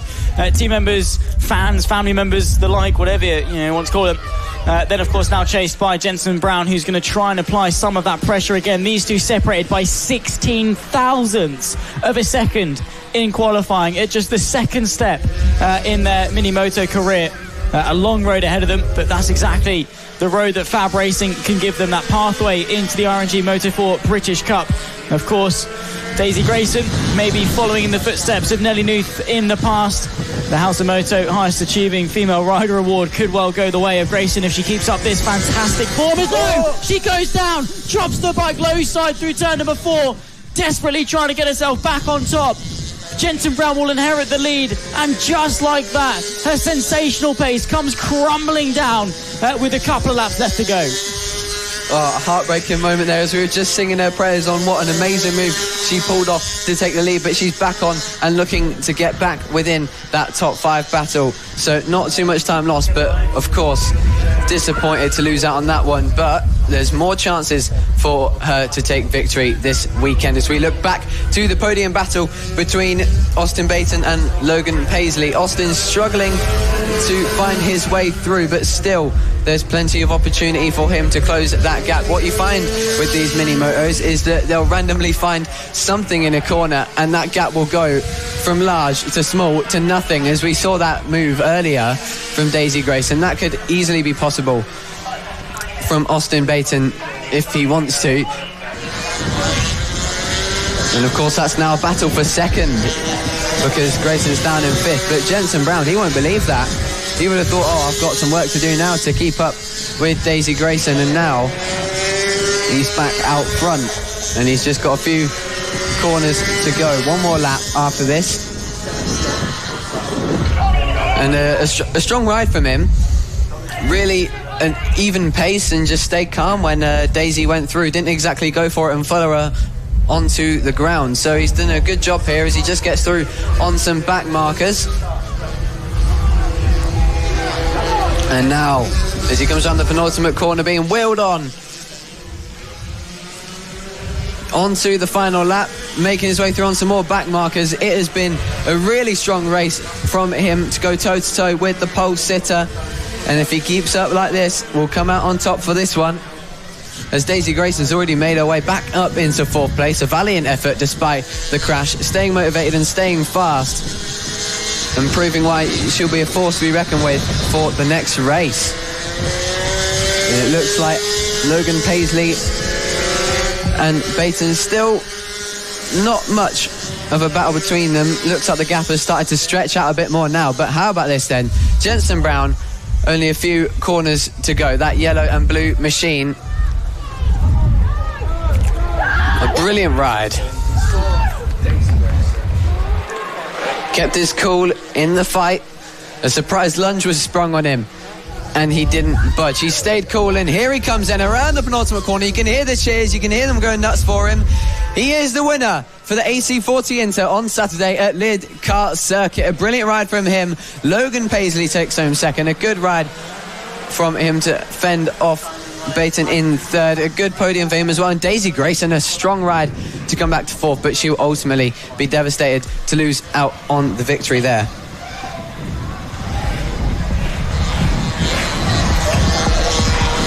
What a ride that was, and well, the crowd cheering him on all the way to the checkered flag. What a ride from Jensen Brown. Missed out on pole position by 16 thousandths of a second, but a cool head, consistency got him to the checkered flag to take the first victory of 2026 in the AC40 Inter class. We'll run you through the results in just a couple of moments' time, but yeah, heartbreak for Grayson is absolute delight for Brown. and what a battle we're setting ourselves up for in 2026.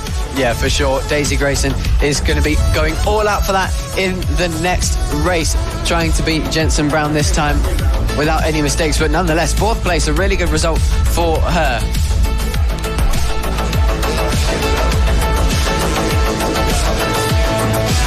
All right then, your race winner, Jensen Brown, with a margin of 3.7 over Paisley. Baton doing well to get on the podium. Grayson 4th. Athasich 5th, Carter 6th, Bailey 7th, Reeson 8th, Richards 9th, and Hitwell 10th. A dramatic race, to say the least then,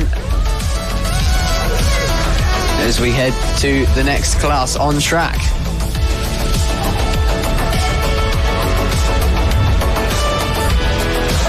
All right then, Senior Mini Moto coming up now. The big boys are out to play. As many say, looking quite wacky on the small bikes, but the talent is all there as they get out now for their laps. Lap even before the beginning of the race. This is where we're going to see some, I'd say, a bit more brave moves, Zach. Yeah, I mean, these guys, you know, they're going to be a little bit slower than the little guys, even though they've got, you know, the experience, you know, years of experience. We do get some pretty wacky racing in the Senior Mini Motos, but brilliant racing at that. Matt Birkin comes into this one as the reigning champion. Of course, Keaton Payne, Chris Yeoman, 2nd and 3rd. They not joining us on the grid for today. Nick Bennett, though, joining us at the back end of the field. The 711, always a contender at the sharp end of the field. Of course, he took a victory and, well, a couple of podiums over the course of 2024. 2024, Matt Birkin, 8 wins from 14 podiums to seal the championship a couple of years ago. Did the same 12 months ago as well in the 2025 FAB-Racing Championship in the Senior Mini Motos. He's going to be looking to go for 3 on the bounce. There you can see the goal number 1. He lines up on pole position alongside Tom Burt, Andy Whedon from Harvey Jeremy on row 2, Rhys Gentry from Gary Eldridge on row 3, Chris Bain, Nicky Lewis, Rob Gentry, Angel Tajaf, and Nick Bennett on the 711 at the back of the field. The blue and the red leathers with the all-black helmet. That, of course, is your reigning champion, your pole sitter of Matt Birkin. There was a around about 3/10 pole margin back to Tom Burt, who keeps him company on the opening row, but anything can happen as soon as that flag drops. Yeah, hopefully with a slightly more experience these guys have than the AC40 Inters. They're not going to jump the start by miles this time. But yeah, this is going to be a dramatic one to start. This is one of the bravest of the brave if you're going to send a lunge down the inside. Obviously, being adult, everybody's bigger, so a lot less space to make a move. You got to be crafty, you got to be smart, and you got to be fast. Just wait to go now. Everybody making sure their bikes are still going as the marshal moves off the grid. And we are ready. Here we go then. Senior Mini Moto gets underway, and it is a good start from Matt Birkin into lead. Lots of people chopping and changing on the inside into the hairpin. Someone ran out wide there in the back. Great launch from Matt Birkin, the number 1 now through the second chicane, leads them towards the back end hairpin. The reigning champion picking up exactly where he left off in both 24 and 25. A quick look over the shoulder. He's being chased down by the 68 of Tom Burt, who's retained second position. Momentarily lost to Andy Whedon, nipped the nose up the inside of the opening chicane, but Matt Birkin currently establishing control at the front end of the field. I mean, he's number 1 for a reason, and he's out there already putting the effort in to make the gap large. Through the infield section to complete the opening lap, Nick Bennett, you can see the 711 has made some moves up a good 4 or 5 places, in fact, so charging himself towards the top 5 on what was a 11 bike field. Now the opening lap of 9 in the books for the Senior Mini Motos. Big men on very little bikes. Might look silly, but the racing far from it. Tom Burt reeling in Matt Birkin last time through, I think. Of course, closing the gap ever so slightly relative to the leader of Matt Birkin. So it opened up at the start, but Tom Burt over the second half of that lap was able to reel him back in, maybe stay in contention behind that. Tom Burt, Andy Whedon from Harvey Jeremy. Then comes Rhys Gentry, the top 5. Nick Bennett up into 6th from the back of the field. Gary Eldridge, Chris Bain, Rob Gentry.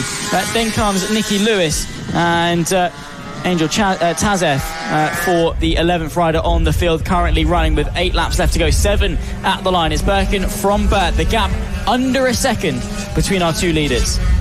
Yeah, bit of a gap stretching between the podium positions at the moment, but I'm sure that is going to close down as some of them may be getting tired throughout the race. Really pushing on, and a great start though from Matt Birkin, just showing us why he is the champion. A 57.1 to start, and really getting on the move in those fluorescent orange and blue leathers. At the top end of the circuit now for the number 1, who again just managing the gap. Lydd, not his happy hunting ground. Typically, I mean, he's relatively quick. He had a couple of rounds where he was slightly on the back foot over 2025, round 5 being one of them. But when we were last at Lydd, it was only 48 points scored for Matt Birkin. He wasn't even inside the top 3 in terms of the overall point scores. Thankfully, he bounced back a couple of weekends later to take 2 victories and a 2nd or a 3rd position, did Matt Birkin at the 2nd round of the 2025 season. But obviously, you know, your previous results at a circuit definitely don't necessarily mean a lot. He's got his hand in the air. He's got an issue. The chain's fallen off, I think, for Matt Birkin. So just talking about maybe redemption here at Lydd, it's all come undone for the reigning champion. Tom Burt now will take the lead of the race. And now from a formerly non-happy hunting ground to a bit of a disappointing hunting ground. A poor way to start the season, and one that's not even his fault. That's got a sting.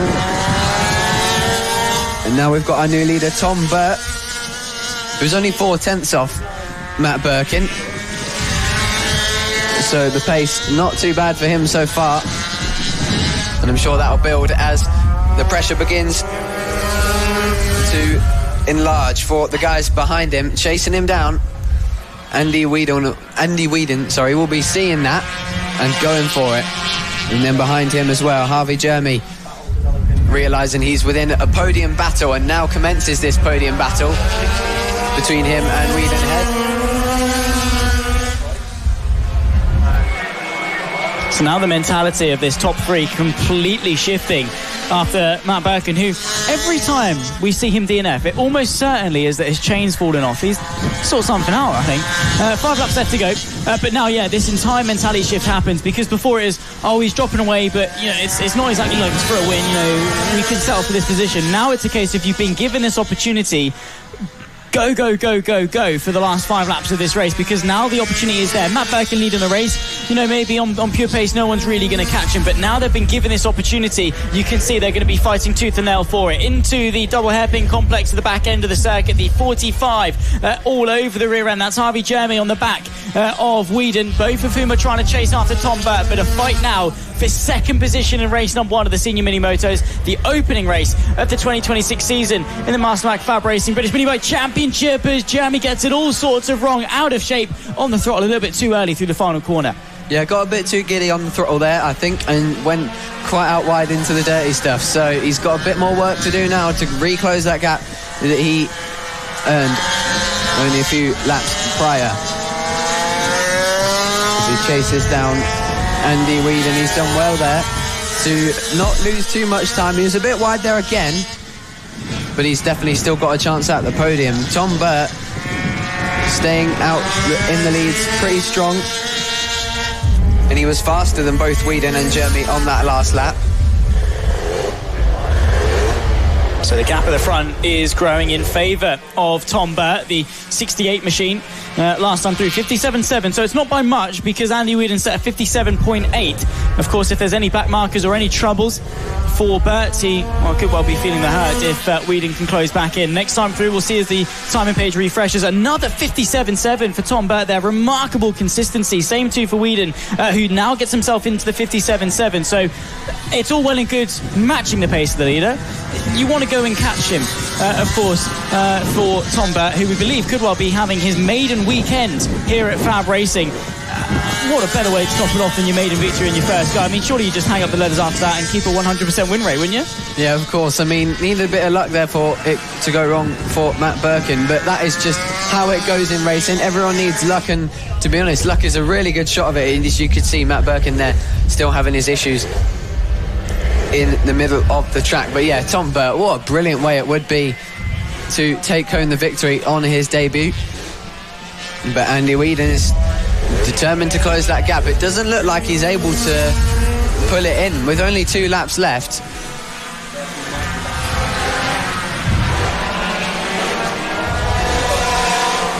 It doesn't look like Whedon has got enough time on his hands to close that gap unless something goes really wrong. As you can see there, Birkin back out on circuit into 8th.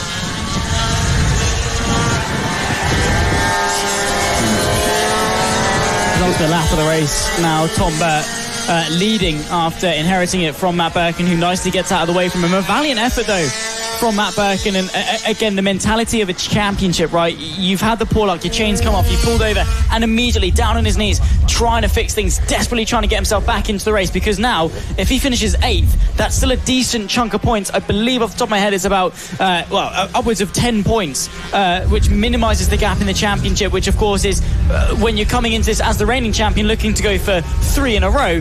That's the mentality that you need to have straight away, trying to face adversity head on. That's exactly what he's done if he's able to pick up some good points. Final lap of the race though for Tom Burt, to, like we say, maiden race here at Fab Racing, and what a welcome to the paddock this could well be. Andy Whedon has tried desperately to hang with him. Jeremy dropping off the back ever so slightly as well. A big shout out to Nick Bennett, the 711, climbing from 11th now into 4th position as well.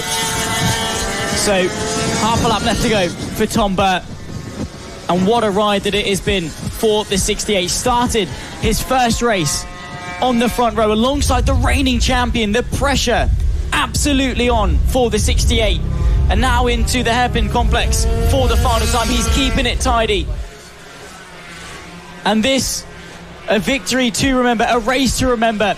Welcome to the Fab Racing paddock. Tom Burt take a bow through the final corner. The checker flag awaits his arrival, and for the first race in 2026, it's victory for Tom Burt in senior mini motos. Andy Whedon and Jeremy will complete the top 3 after 9 hard, grueling laps of racing.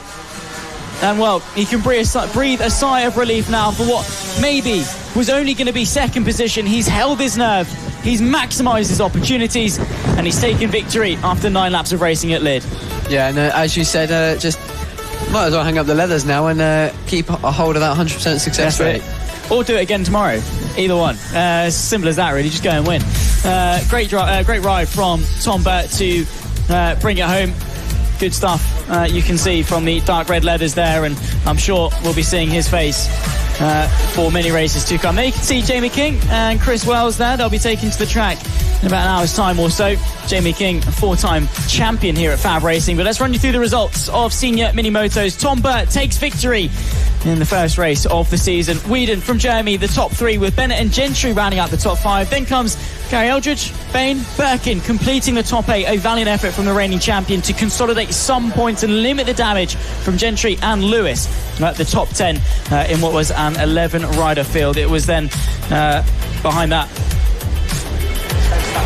the would have been, well, only 10 riders took to the start. 11 were entered, but 10 took to the start, so we've lost on one at some point over the course of that one. But a fantastic ride there from Tom Burt. He takes the first victory in the Senior Moto 2026 season here at Fab Racing. All right, then, here we are then. It is time for the Mini GP50R race. It is 12 laps here. And the amount of drama we've just had in the past 2 races, it looks like we've got some riders feeling nice and motivated, dancing on the bikes and getting ready to go out.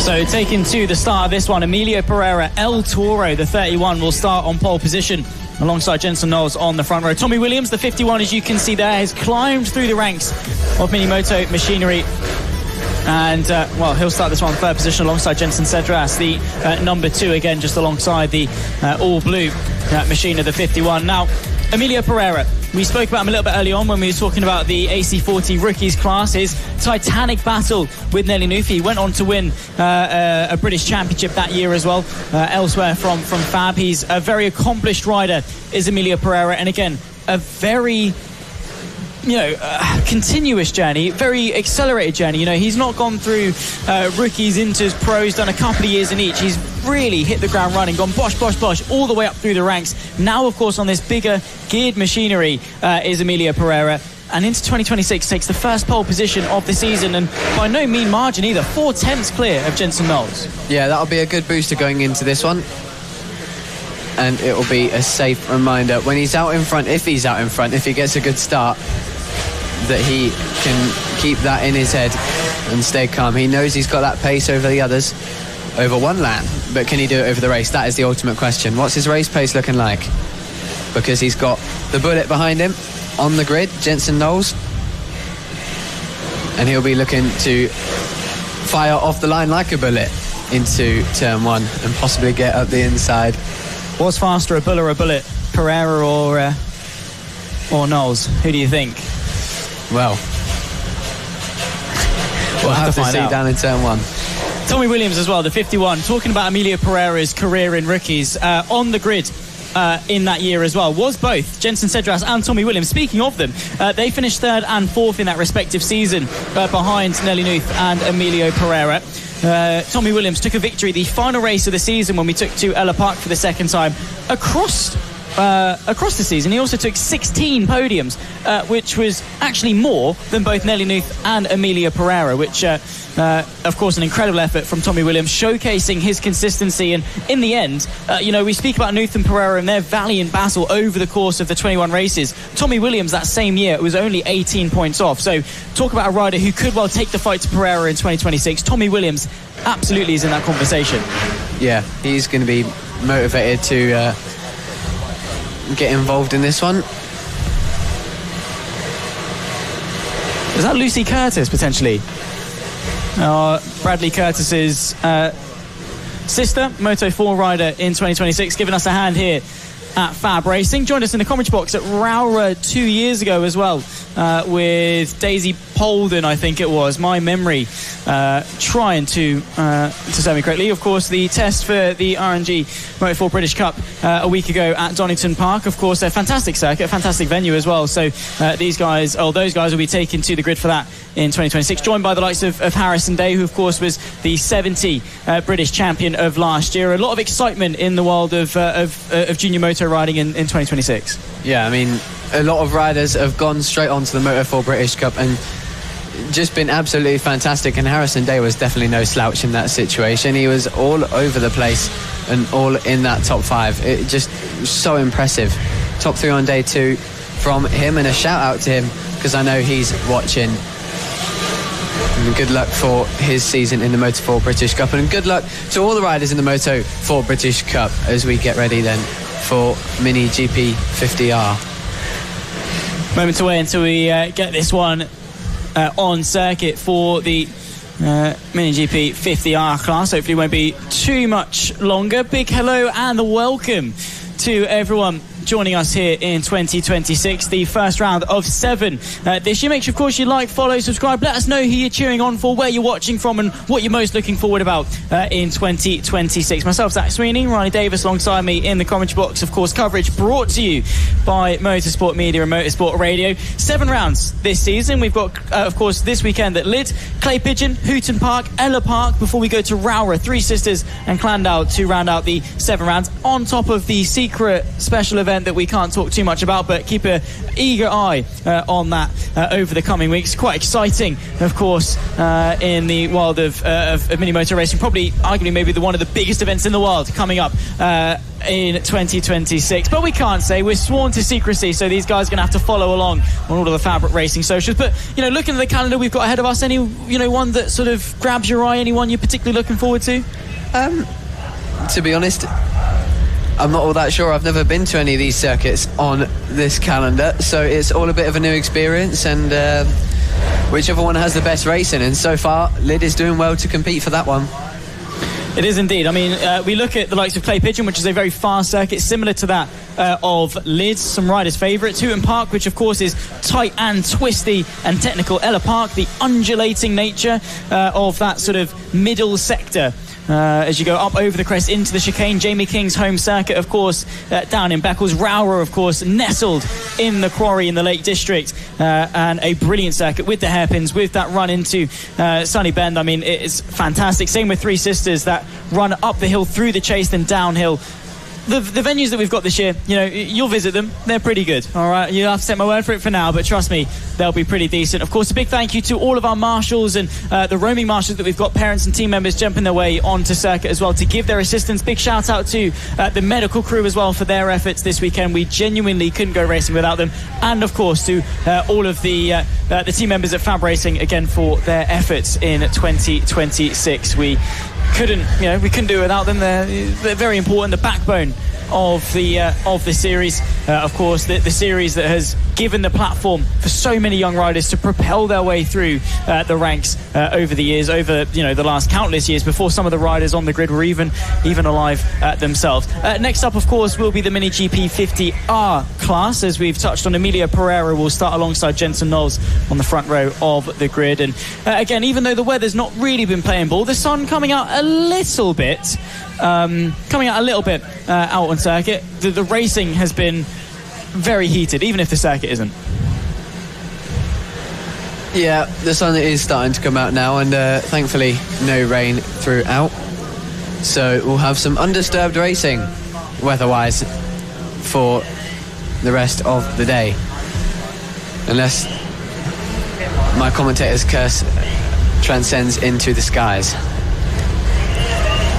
Don't get me started on my commentator's curse. You'll learn this very quickly. I think it's not real. I'll just leave it at that. You can see the sun coming out. We can actually see shadows on the circuit. Remarkable. We wouldn't have said that 2 hours ago. Still a little bit windy, but the sun's coming out to play, which is nice. If it was anything like yesterday, then we're in for some good weather heading for racing. There is the 31, Emilio Pereira, El Toro, as he dubs himself. Of course, he's taken that step up onto the geared bikes, onto the grid of, well, a very talented rostrum. Of course, if you're looking at this and you've got an Ovale or a Metrikit, you can get yourself into the Mini GP 50R category. It's that mixture of manufacturers. You can see them lined up against each other there with Emilio Pereira and Jensen Knowles, El Toro versus the Bullets, as we get the sort of confirmation. They'll get 2 sighting laps, 2 warm-up laps to the grid, and then we'll get this one underway for the Mini GP 50R class. 12 laps of racing, so the longest one yet. And, well, with that, some intense action. Of course, a lot faster than Mini Motos, these geared bikes. That poses its own challenge around such a fast and flowing circuit. Yeah, exactly. What we saw from those smaller bikes is that they require a lot more corner speed to make their way around the circuit fast, whereas these bikes are a little bit bigger, so you can almost stop it in the middle of the corner and get the drive out, make more of a V shape. And you hear that talked about a lot in big bike racing, and it transcends into this, because we're on such a small circuit for big bikes, let's say, as they're just going around their first of 2 laps. What sort of the formation lap? What is the benefit from this? The extra formation lap. What can they do? Of course, you've got tyre temperatures, brake temperatures, but maybe a bit of mental preparation going into the minds of these young riders. Yeah, for sure. They were waiting for quite a while there due to the delays, so they would have been sat there a little bit, just maybe their heads getting a little bit fogged, thinking too much about the race and overthinking it, really. And they'll be going around on this first lap, sort of just being really, really careful with all their inputs, sort of corner by corner, bit by bit, as you would in a race, but often it happens too much, and especially when there's a delay, you've got more time to think about how it could go wrong, just as much as how it could go right. So this extra lap is just to help them get a little bit more comfortable before they go out shoulder to shoulder, elbow to elbow, and bringing us some brilliant racing. Indeed. So for these riders, means everything to them. It's their life. It's what they've dedicated themselves to. And for Emilio Pereira, the pressure is on. Of course, the geared bikes, you've got to get that clutch bike point right. They're going for another sighting lap as well. So 3 sighting laps in total before they line themselves up on the grid. But again, that start, right, it's a short run towards the opening chicane. And we've seen a couple of times those on the outside of the front row can actually swoop their way the long way through. So if you're starting from pole position, in the case of Emilio Pereira, you've got to nail that. You've got to get your revs right. You've got to get that clutch right. And it's maybe something that's, when you take that step up from mini motos into those geared bikes, something that some people might see as a bit of an oversight. You know, you focus so much on the raw lap time that, you know, you also need to dedicate some time to nailing your starts as well. Yeah, so far we've been talking about 2 types of talents, and that's keeping consistent and finding your way through a track like this. But there's a third one, and that's making sure you are in that flow state and everything goes as planned. With the smaller bikes, you haven't got to worry about as much. But when you get into this class, there's so much more to think about. This is where it becomes real. You're a motorbike racer, and you've got to ride like one. So no room for error if you want to win this race today. Rolling their way up to the start finish line, Jensen Cedras pulling in the number 2, qualified just over a second off pole position from Emilio Pereira, whose lap time was phenomenal. We'll have to wait and see whether that translates into pure race pace. The 31, you can see the bright blue on the black background. His metric at 50. Eagerly anticipating the start of this race. He's, you know, ready to go. He's a rider that has got an incredible level of confidence, has Emilio. Well, what's going to win out on that race towards 10 of 1? Is it the bull? Is it the bullet? Flag up, flag down, we go racing. And what a launch that was from Jensen Knowles, who soars his way up into the race lead through the chicane, but he gets a bit wobbly. So Emilio Pereira straight back through to take the lead of the race in towards the second chicane, and Tommy Williams settling in just in front of the 93 of Preston Baker, who's rocketed his way up from 6th now into 4th position. Emilio Pereira a bit shaky of a start. Jensen Knowles got the measure, but a quick mistake from him allowed El Toro to get himself back in front. Yeah, and that's exactly what that extra time waiting for the race to start did to Jensen Knowles. He really got away well, and it got into his head. He was like, I can do this, we can get through. And that little lapse of judgment can sometimes cost you a race, and he did very well to stay on it there. And he's already back in the zone and back challenging for the victory.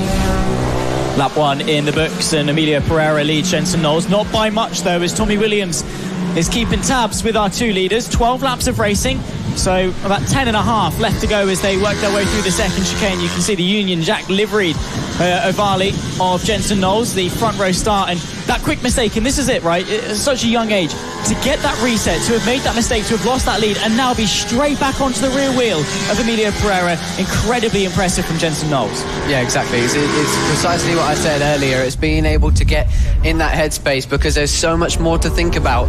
And this being one of them, as Jensen Knowles goes through into the penultimate corner. A good move, and he might just find Pereira up the inside. He thought about it there, but Knowles was able to hold it to the apex and not let him through. This is where he had that error, and he's got through there just fine. And that shows you the mentality that they've got to build. You're coming to a corner where you nearly just threw it down the road, and you're all good to push it as much as you can through there on the next time round to maintain the lead. And that's exactly what he's done here.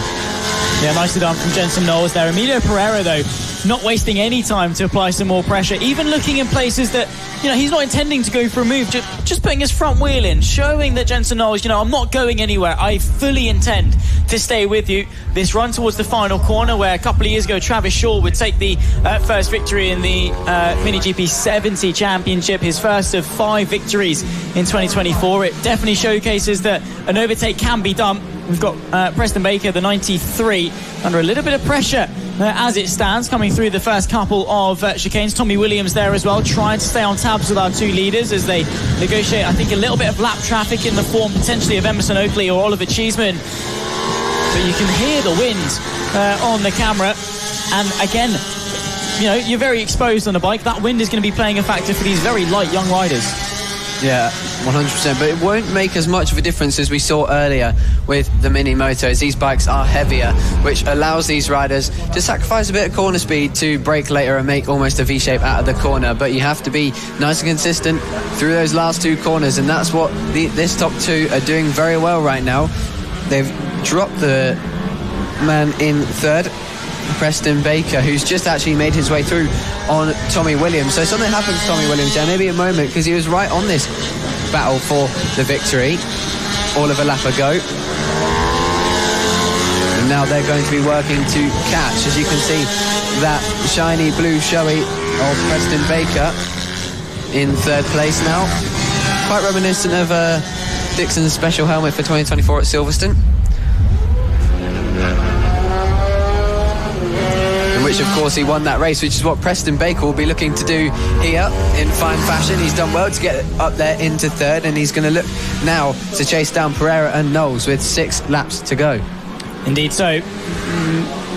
Jensen Knowles and Emilio Pereira there, running away a little bit. There you can see the 2 of them chasing after some lap traffic. Now Pereira doing a really good job, similar to what Knowles did to Pereira, which was just ride on that rear wheel, apply that pressure, stay right there and pounce on the mistake. We've now got 3 bikes in contention for the final place on this podium. It's Baker from Williams, and then behind that comes Bo Morris in 5th position, bridging a bit of a gap back to Joey Athisic. Then comes Jensen Cedras, Josh Perkins, Oscar McAllister and Daniel Tanton, the top 10.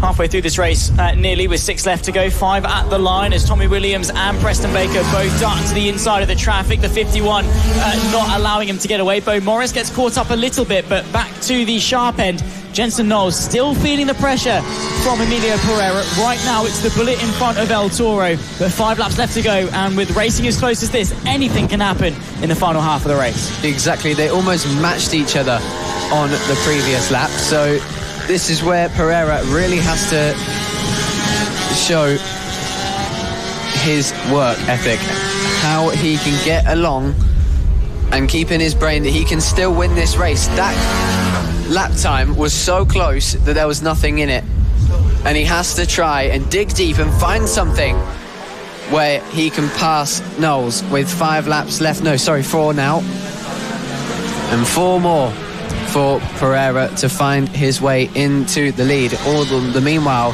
looks like they're starting to leave behind Preston Baker, who's dropped a good gap now to Tommy Williams in 4th, who might just be looking to make a bit of a resurgence in the later stages of the race, which we are now approaching. But it looks like Jensen Knowles is pulling a little bit more of a gap, maybe just breaking Emilio Pereira's spirits just a little as they head into the penultimate corner. That Union Jack liveried Ovale looking absolutely fantastic as it comes around the last corner towards some lap riders. The Bullet doing well here for race 1 this season, as we can now see Williams under pressure from Morris, the number 57, the white machine there, following along and trying to find a move. 3 laps he's got to defend that position, Tommy.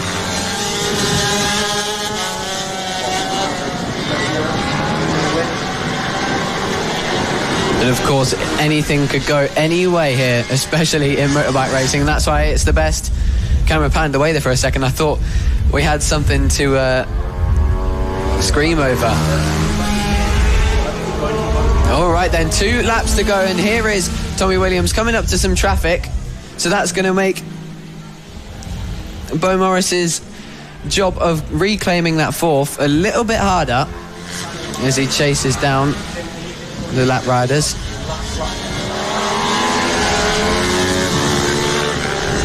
And around the outside, oh, that was sketchy.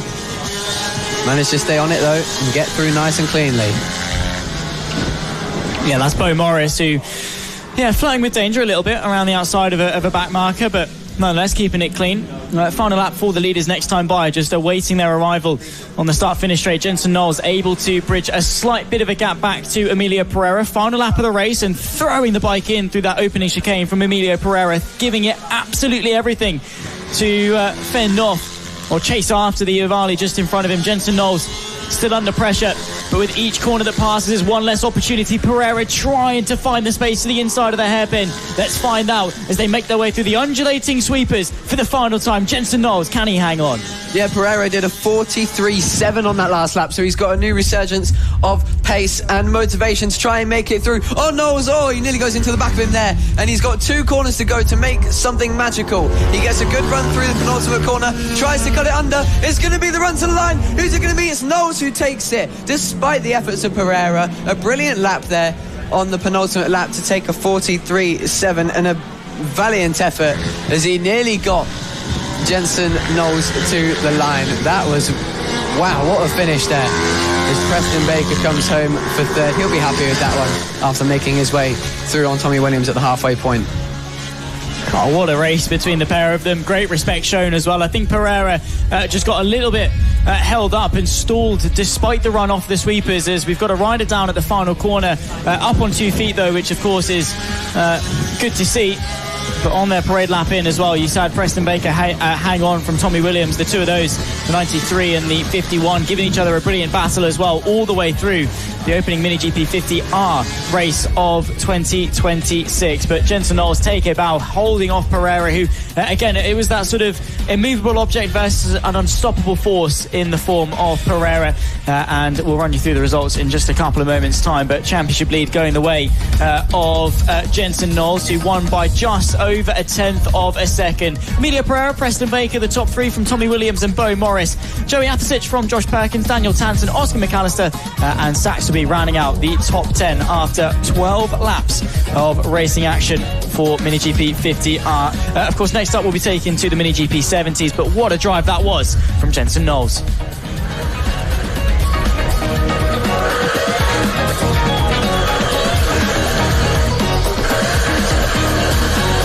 All right, then it's time to get rolling for Mini GP 70. Hopefully, it is just as exciting as that race was. That got the blood pumping and the crowd shouting, because that was an absolutely fantastic run to the line between Knowles and Pereira. And even then, how incredible that is from Pereira to stay in that mentality and do a 43.6 on the last lap, the fastest lap of the race on the last lap, despite the pressure of the race victory being possible. But now on to the GP 70s. Bigger bikes, the Premier class here at FAB. Harrison Day, as I mentioned earlier, will be watching this one as the reigning champion, and will be judging the performances of these young riders as if a teacher grading a paper. He knows how to get it done here at Lydd. Won here last year.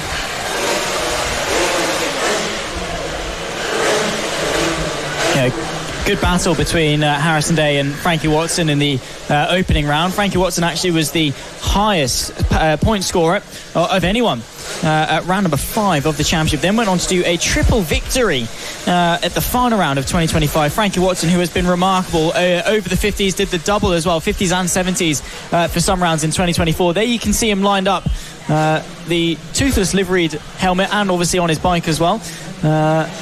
Of course, hopefully he's going to be as fast as a Night Fury around Lydd. He'll start this one from pole position. The gap between himself and Bradley Curtis, who he shares the front row with, just 44 thousandths of a second. Mason Fedrick and Sebastian Gazlawski, the reigning 50 and 50R champion, starts from P4, with Kellen Ratcliffe and Max Johnson sharing row 3. Daisy Polder from Nicholas Dunwoody from Boyan Blaszewski, and Maxwell Keats, Rex Austin and Harry James round out the 12 rider field for the Premier class and the highest step in Mini Moto riding before that feeder in towards the RNG Moto 4 British Cup that we've seen the likes of Harrison Day, Sullivan Mounsey, the likes all work their way through and succeed in as well. That run to the line, of course, to get themselves onto the grid, and Frankie Watson feeling the pressure for the first time in 2026, but pulling himself into the pit lane.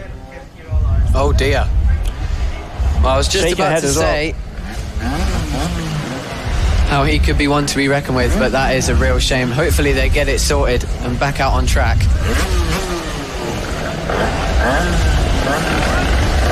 As they try to figure out the issue. But meanwhile, we'll talk about Mason Fedrick starting 4th on the grid. No, sorry, 3rd. That was a really good job from him. I spoke to him earlier. he's nice and confident. This is his only race because he won't be around tomorrow. Away in Spain, he told us. Yeah. Alright then, it is time for the main event. The GP70 class about to get underway. And we are go. It is a brilliant start. Away from the line, taking the lead is Sebastian Gaslowski. Yeah, great launch there from Gaslowski, who comes into the opening season, his first season on the 70 after winning both the 50 and the 50R category in 2025. Well, got the launch on Bradley Curtis, of course, Frankie Watson in the pole position, grid space clear. Gaslowski pouncing at that opportunity. Mason Fedrick, not the best of starts, but initially got alongside the 71, then Super Seb around the outside to take the lead of the race and to lead the opening lap by quite some margin. He'll be chased after, though, by the 71 of Bradley Curtis, whose sister, of course, we mentioned briefly, helping out as a marshal before her season in Moto 4 British Cup. Under a bit of pressure, though, Bradley Curtis a bit squiggly as Mason Fedrick tries to apply some of that pressure. He's got one opportunity in FAB this weekend before his trip to Spain, and, well, he wants to make the most of it. Currently in P3, but chasing after P2. Yeah, a bit of a moment there for Bradley Curtis as he made his way into the chicane. But it looks like he's got over it and continuing to push on to catch Gaslowski. But he's got Fedrick right behind him, putting on the pressure. A strong performance, and he is going to want to make it count, as you said, Zach, before he goes away. One race for him, one chance to make it work.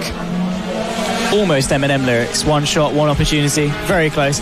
10 laps left to go. Gaslowski from Curtis, Fedrick, Ratcliffe and Daisy Pold in the top 5 as they run. You can see the 96 of Caelan Ratcliffe, who was mighty on the Mini Motos a couple of years ago, fighting the likes of Mason Fedrick and Rex Austin, the three of them taking it to the wire in pros in 2024. Now, of course, all of them taking that step up onto the bigger the geared bikes into this category. And Ratcliffe currently P4 trying to fend off Daisy Pold, and it's very busy at the back end of the top 10, though. You can see about 5 bikes all nose to tail as they negotiate their way through the squiggles and that chase towards the final corner, trying to stay on tabs as well and keep each other company with plenty of laps still to go in this race. Gaslowski versus Curtis. We'll keep an eye on that gap as well as the 991. That, of course, is Rex Austin. He started this race from P11. He's climbed his way up now into what will be 7th position and fighting and trying to fend off some very well-established riders in this category. It's never going to be easy. There's no such thing as an easy ride in the Mini GP 70s. No, 100%. It is, of course, the main class. So these guys out there trying to get the eyes on them from the RNG Moto 4 British Cup and beyond that to Moto Junior and even the Red Bull Rookies, because ultimately it is the top class. And we saw Harrison Day come from here all the way to the Moto 4 British Cup, and look what he's doing. That's another example, and many as well. Henry Mack being another, going up to the Moto 4 British Cup this year, and one of them putting his CV on the table and doing a good job of it. Sebastian Gaslowski out in the lead. Mason Fedrick still looking strong there, still motivated to catch Bradley Curtis with the fastest lap, 41.5, looking strong as he sets up the run out of the last corner. It looks like they're starting to catch Gaslowski now. Yeah, last time through, 4 tenths in favour of Bradley Curtis. A 42.134 for Gaslowski, a 41.7 for Bradley Curtis. Mason Fedrick staying with him as well. And I think Fedrick, probably could mount some pressure onto Bradley Curtis, but opting not to. He knows there's a bigger objective to go and get. There's a bit of a wiggle on the throttle as he exits the hairpin, but the pair of them chasing after Gaslowski, whose brilliant start has given him, not an easy ride for the first few laps, but it just meant that he's not really under too much pressure. He can focus, he can get into his rhythm.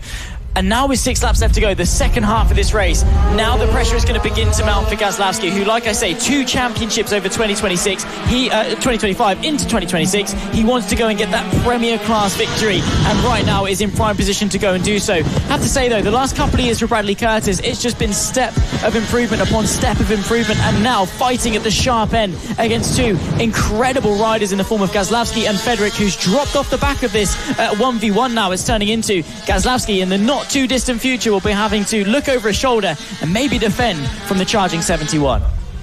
Yeah, they say it all the time, especially when the racing gets close. It's easier to lead than it is to defend. No, attack, sorry.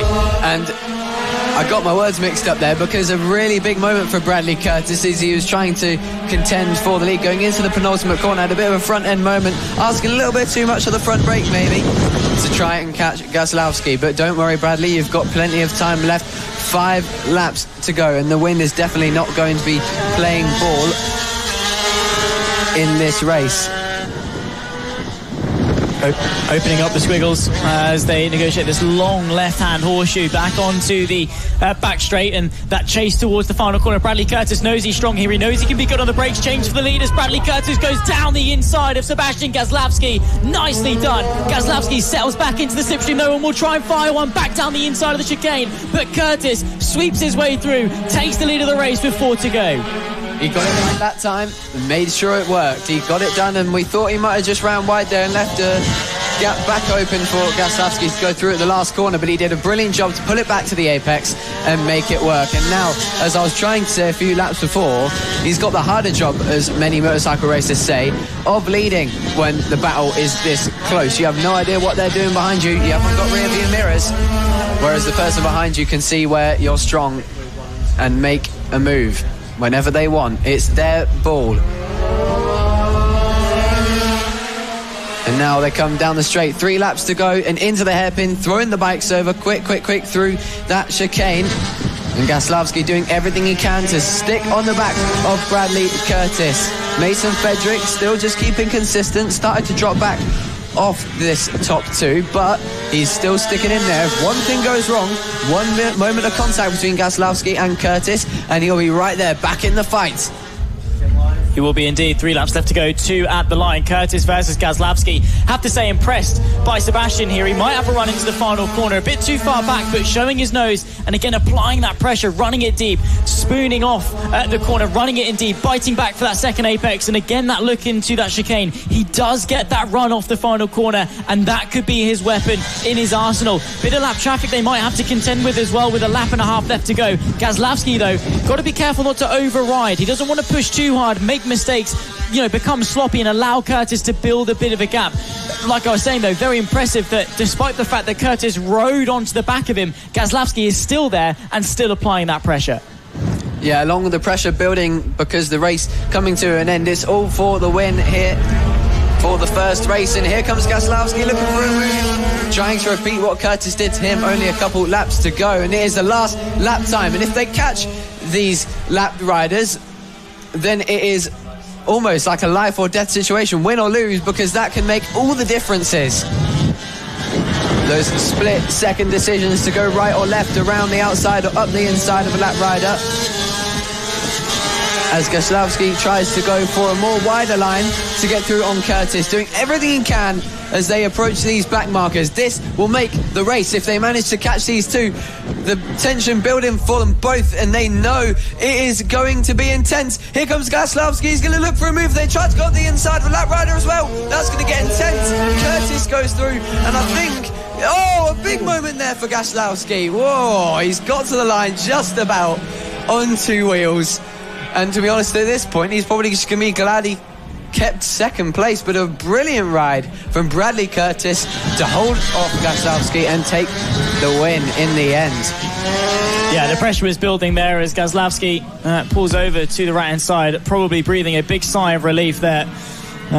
Probably quite frustrated, you would imagine, losing that one. It's not an easy pill to swallow by any means, especially when it was right there. And you're playing that in hindsight.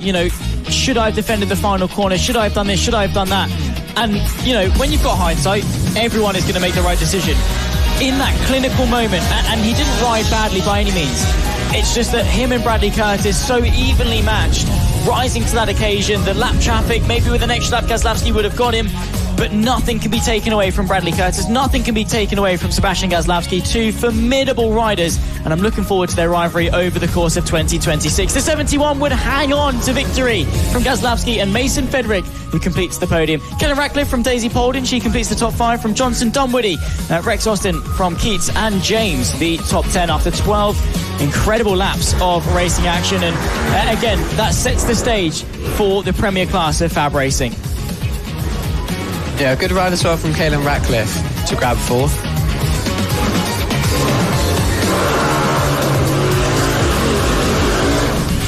Yeah, more races coming your way. Just a few more left for today, but don't forget all the action coming back your way tomorrow, where everybody will get a second bite of the cherry. And I'll tell you who wants another bite of the cherry: Sebastian Gazlowski.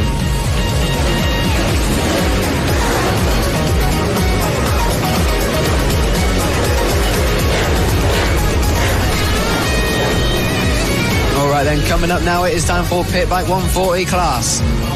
And this is where things get very different to what we've seen so far. We've seen mini motos, we've seen mini bikes. Now we move on to supermoto modified dirt bikes. Well, pit bikes really, as they're known, Pit Bike 140 class.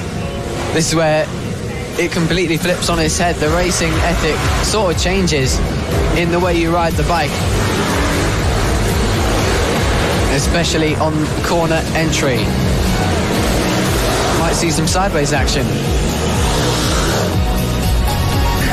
Well, Zach, you've been commentating this before. Who do you think are the ones to watch for this one? Definitely not Jamie King. He can get gone. No, he's a rapid rider. He's starting this one P3. He's a multiple-time champion, Jamie King. Home circuit of Ella Park, where he narrowly missed out on victory back in 2024 against Lucas Brown.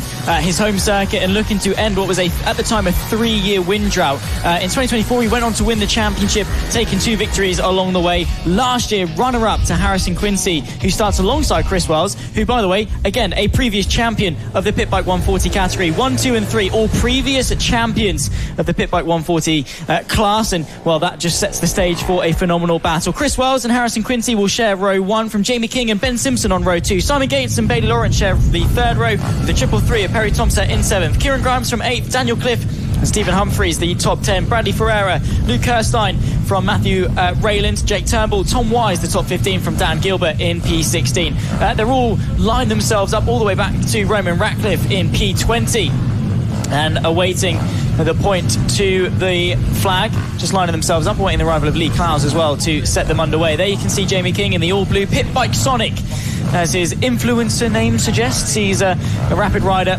does a lot of things now racing in the BMC on a Kawasaki Ninja. We spoke to him about that just a moment ago. Chris Wells, though, I mean, always, no matter what he's racing, whenever he turns up, sometimes he's, been busy and has been away at some rounds, but as soon as he's on circuit, he's at the front. Harrison Quincy as well, of course, reigning champion, took a number of clean sweeps over a weekend, particularly round number 5. He did 3 victories on the bounce, and it's victories like that, consistency like that, that makes a champion. Between the 3 of them, well, upwards of 10 pit bike championships between Jamie King, Chris Wells and Harrison Quincy, the front 3. There's Lee Clowes speed walking her way to the front of the field to get this race underway. 12 laps ahead of us, with Chris Wells and Harrison Quincy on the front row. Pit Bike Sonic, Jamie King, the 76 from Ben Simpson, just in behind that as well. Pit Bike 140, the Mastermac FAB-Racing British Mini Bike Championship. The flag drops and we go racing. Jamie King very eager to get this one underway, as Harrison Quincy will try to apply that pressure to Chris Wells, sweeping around the outside of that Simon Gates or Ben Simpson. Pit Bike Sonic drops to 4th position. Now as we run towards the second chicane, Chris Wells doing exactly what you'd expect from the 62. He retains the lead from the reigning champion. A dramatic start there, quite a few people getting in a bit of a kerfuffle at the first hairpin, and Jamie King being one of them jump-started and then having a bit of a moment, I saw. So he's got some work to do now if he wants to catch back up to Chris Wells. As Chris Wells continues to lead from Harrison Quincy. Yeah, the commentators. Around the last corner. And they head into the hairpin. As I said, the entry making all the difference.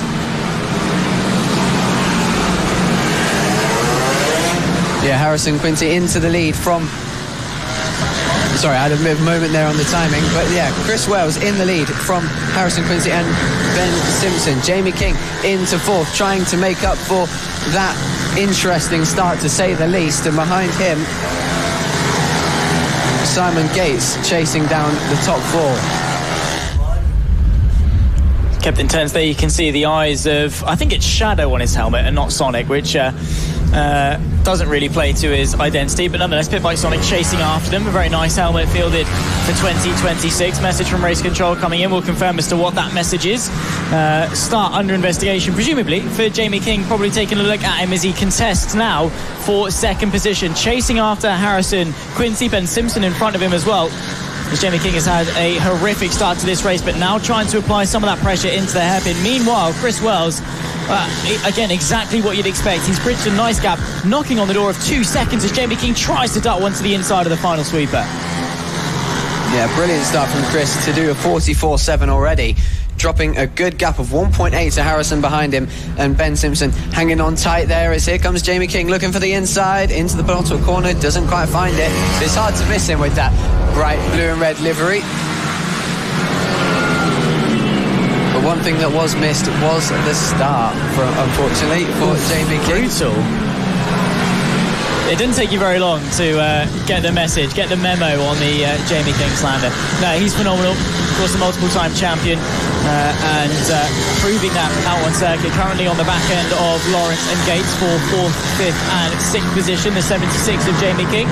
So you can see the Yellow Park logo on the bottom of his leathers. That's his home circuit. He'll be looking forward to round number 4 of the 7 that we've got for Fab Racing in 2026. And now ducked up behind the handlebars, pulls out to the right-hand side, gets the move done before the braking zone of the corner. Does Jamie King, but Lawrence tries to go around the outside, is going to have the agility, gets the power down as well, as they'll drag race towards the opening chicane. Jamie King fending that off, and up now into 5th position, but still a long way off where he'd expect to be. Yeah, that was really brave from Bailey Lawrence to try and hang it around the outside of Jamie King. A valiant effort, which unfortunately didn't pay off, but he's definitely kept in the fight, and he's ready to possibly do it again if it works. Look at this drive there off the hairpin, looks to the inside. He's very strong on corner exit and has that straight line speed and is applying that pressure to Simon Gates, but got to be careful not to allow Bailey Lawrence to find a way through. Not the best of runs there off that final right-hander for Jamie King, maybe missing a shift potentially on that run to the final corner. He's dropped back a couple of bike lengths off the rear end of Simon Gates for 4th position. Meanwhile, Chris Wells extending the gap by another half a second to Harrison Quincy. Ben Simpson, the top 3. Then this battle, Gates, King and Lawrence, 4th, 5th and 6th with 7 to go. Yeah, now Chris Wells leads by 3 seconds. It's a hefty gap that he's been able to pull out on Harrison Quincy. See if this group that we were just watching in 4th, 5th and 6th being Gates, King and Lawrence, see if they try and catch Ben Simpson for 3rd, but it looks like they're too distracted with each other's battle at the moment. As they now make their way to the penultimate corner, the battle continues on. Jamie King doing everything he can to get into that top 4. And now we're getting a message in from Race Control. It might not be a 4th place if he's able to get through. It is a penalty of 5 seconds for the whole top 3. That is huge. Now the question I have, is that the top 3 as they run or the top 3 on the grid? Because of course Jamie King has dropped back a little bit, but the top 3 on the grid. So that's Chris Wells, Harrison Quincy and Jamie King all handed a 5-second time penalty, which is monumental. Now that adds a lot more stakes to this race, because with the penalty applied, Chris Wells drops to 3rd position currently, so he needs to bridge another about second and a half, 2 seconds to be safe from Ben Simpson in order to keep his win. He's 1.1 seconds net behind him as a rider going slowly, pulling over on the left-hand side of the circuit. Look over the shoulder from Lawrence, as there's an issue for the 812, a problem for that swirl. That's going to be James Roberts, who's down and out now of this race. He's running last, 25th of 25. 5 laps left to go, but what it does mean is basically a race against time for Chris Wells. That last time through, the gap, well, now in front to Ben Simpson, 0.8 of a second. He's got to bridge that out as Jamie King looks down the inside, tries to find his way through on Simon Gates. He's going to be battling his way through. Of course, Quincy also has been given that 5-second time penalty, so we'll confirm the results when they cross the line. Right now, though, it's a race against time for Chris Wells to get, well, net in front of effectively the ghost of Ben Simpson. Yeah, this is where it gets difficult from a commentator's perspective now to try and judge who is leading in terms of time. We can't go off the screen anymore because out in front currently in terms of on track is Chris Wells, but he's at the moment on timing 7/10 off Ben Simpson in the lead. So with 4 laps left to go, there currently sits 0.3 of a second between Ben Simpson and Chris Wells, which means there's a 4.3 second gap between Wells and Simpson. He needs 7/10 pulled out in order to retain the lead with 3 laps left to go. But the perfect response from Simpson, staying within 0.5 of a second of Chris Wells. If he can keep that up, victory is as good as his. Jamie King negotiating some of the lap traffic. Lawrence chucking one to the inside as well in this 3-bike train for what has now become 3rd position. It's Gates from King, now from the 755 of Quincy, but Bailey Lawrence involved in that as well. So Quincy not out of the woods just yet either, needs to utilise some of that clear air to build a big enough of a gap to keep that podium. Now 3 laps to go though. My question is, does Ben Simpson know that this is a situation? You doubt it because he'd be hearing only bikes and not us at all. So he doesn't know that he's got that task on his hands of defending this net race lead from Chris Wells. So he might just, sit back a bit here and think, okay, I'll take a safe 3rd place rather than trying to push on to catch Harrison in second. So he'll come across the line, he'll see himself first, you wouldn't believe it. But look at the drama that's going on here as around the outside, once again at the last corner, comes Bailey Lawrence, and he really seems to like that move, doesn't he? Flying with danger with the back markers there. 2 laps left to go. Very Schumacher-Hakkinen-esque, splitting the traffic. Chris Wells, though, back into the race lead. Again, it's a race against time. He's got a 5-second penalty, and he's been able to pull that gap out on pure pace, that clear air, not being bothered by any other battling. Chris Wells, despite the penalty, is proving that his pace is one to reckon with in 2026. A lap and a half left to go. Jamie King still trying to stay on tabs with Simon Gates in this battle for the podium, as well as Quincy trying to race against time. If these 3 battle, Quincy could yet keep the podium down the inside of Jamie King, trying it there, but not quite finding the space as they battle on to the final lap of the race. This is a bit further back, those 3 bikes fighting away. A bit further up, of course, you'll have the likes of King, Gates, Quincy, who are all now fighting. King goes through up in the 3rd position with half a lap left to go. Chris Wells just needs to bring it home, just needs to stay within outside of the 5-second range of Simpson to retain victory despite the penalty. And what a start it would be for the 2023 champion of Chris Wells, who has missed out on the championship for a number of reasons. As down there at the 2nd chicane goes the 333. Bit further back in the pack, that's Perry Thompson, who started this race P7 through the final couple of corners, though the checker flag will fly. Chris Wells will take victory just in the fight against time between Simpson, or even Simpson might well have taken it. What was the gap at the line between the pair of them? What a ride that could well have been there from Ben Simpson. In the end, less than 0.4 of a second between the 2 of them. Chris Wells keeps second from Jamie King, who's found his way onto the podium despite a penalty. Harrison Quincy from Simon Gates, the top 5. Bailey Lawrence, the top 6. So a little bit of confusion there. And of course, Ben Simpson has no idea he's won this race. No, not just yet. He might be able to hear us just now. He's done a 44.5 in that race. So fastest lap of the race as well with the win. He won't believe that, and that is one difficulty. Come to line and you have to sort of judge who got that, and I thought he'd have a bit of a difficult time gaining that time back due to the back markers he had in front of him. Took a bit of a while to get through, but once he got through, he got going. Yeah, what a ride. And again, he'll probably feel a little bit surprised, to be honest. I mean, you look at the riders in front, you look at them jumping the start, you probably get an idea in your head that maybe a penalty is coming their way. Nonetheless, in the race against time, Ben Simpson fends off Chris Wells, Jamie King, the top 3, with Harrison Quincy and Simon Gates, the top 5. Bailey Lawrence from Ferreira, Grimes, Humphreys and Cliff were your top 10 after, 12 very hard laps of racing. Of course, Chris Wells, rapid, narrowly missing out on victory, but, don't jump the start. Simple as that, really, isn't it? The most disappointing thing for him, though, is that he's going to come in thinking he won that race. Well, do you reckon he knows he jumped the start? You know when you've done something a little bit naughty, don't you? Well, you'd be hopeful that nobody realised, but I think we all did.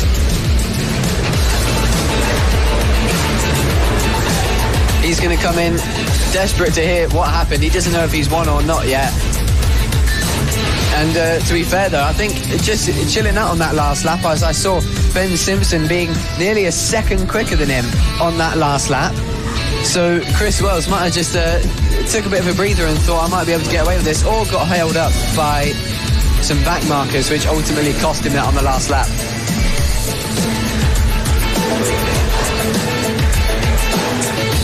MiniGP 50 about to take to the circuit, and Emilio Pereira, after taking pole position in the 50R class, takes pole position once again in the 50s. He narrowly missed out on victory versus Jenson Brown earlier on in the day. He'll be looking to, well, get a bit of redemption in the 50 class alongside Caelan Ratcliffe on the front row. A similar pole margin for Emilio Pereira, just shy of 0.4 of a second from the 96. And do you reckon there are any lessons that Pereira can take from race 1 earlier on in the 50R class that he can now apply into the 50s? Yeah, 100%. It was nothing too crazy that he lost out on. It was just a few things that he can easily learn once he gets out on track. Just a bit more track time might be able to toughen him up a little bit more and get him up to speed with what his plan is tomorrow. And that is exactly what he's doing here today. It is just to get more track time out there and learn. On their way onto circuit, we'll run you through the 12-rider field for the Metrokit Mini GP 50 class. It's Emilio Pereira that will start this one on pole position. A star in qualifying is El Toro. Caelan Ratcliffe alongside him on row 1 with Preston Baker and Bo Morris row 2. Tommy Williams starts this one 5th from Jensen Cedras in 6th. Josh Perkins alongside Danny Longhurst on row 4 with Reed Saxelby and Claudia Dublin rounding out the top 10 is down there. That's Caelan Ratcliffe, who's had a slip on the formation lap, the 96 fluorescent yellow and black. Desperately trying to deadlift that machine up. It's not the heaviest thing in the world, but when you're barely a teenager, it probably is quite heavy. Trying desperately to get himself back into this race. Oliver Cheeseman and William Skingle wound out the 6th row of the field. And the struggles there for Caelan Ratcliffe, I mean, feeling quite defeated, I'd imagine, as he tries hard to muscle that bike up, but can't quite manage it. Understandably, a small delay to the start of this 50 race. He is going to be kicking himself for that one, as you can see. He's really disappointed, and what a shame, as I was just about to sing his praise for getting second on the grid there, but nonetheless it was a good qualifying for him, and hopefully if he is around tomorrow after this race, he might be within a good shout for it. And unfortunately feeling a bit dejected, I imagine, after that one. So just asking for some help to get the bike out of the way. And all this just adding more time for the other riders to get to the grid and sit there waiting. And that could prove very, very damaging to his season as he gets some help lifting the bike back up. Is he able to get back on it and restart? I'm pretty sure.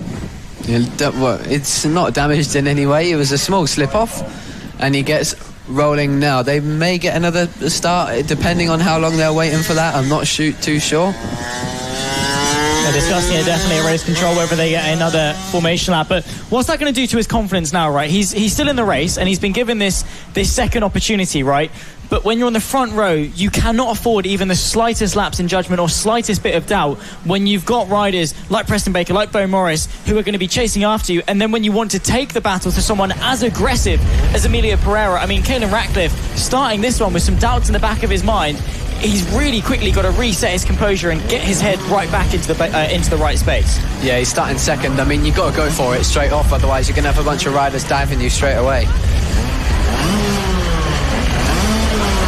Looks like he is going again from second, and I was talking earlier about the mentality when something like that happens, a delayed start, or worst case that you've crashed on the warm-up lap. But here we go then, he has to reset and chase down Pereira, otherwise he's getting chased down. We get away now, and away he gets really well, does Caelan Ratcliffe, but Pereira one better as he leads through the chicane. Behind him, the blue machine of Preston Baker we saw earlier giving us some action. But away goes Pereira with a dominant lead so far. What a brilliant start. And Caelan Ratcliffe doing, as I said, a good job to stick in that top 3 for now. Going through the corner, he just crashed, just keeping a little bit careful through there, but he's going to start really pushing for it now and trying to bridge the gap and close it down to Preston ahead of him. Emilio Pereira through the final corner for the opening time of 12 in the Medkit Mini GP 50 class. Preston Baker chasing after him, Caelan Ratcliffe keeping Bo Morris and Tommy Williams at bay. It's the fluorescent yellow versus the all white versus the all blue. Bo Morris gets the ride that he needs out of the chicane, but can't really do much with it. We've got 5 bikes here queued up as a dart to the inside from the 30. Josh Perkins perks his way through on the inside of Tommy Williams, up now into 5th position, eyeing up a move maybe on Bo Morris as he's got the momentum in his back pocket. Caelan Ratcliffe, of course, feeling maybe a little bit cautious on these opening few laps, dropping off the pace of the top two of Pereira and Baker. Ratcliffe fighting to stay on this podium.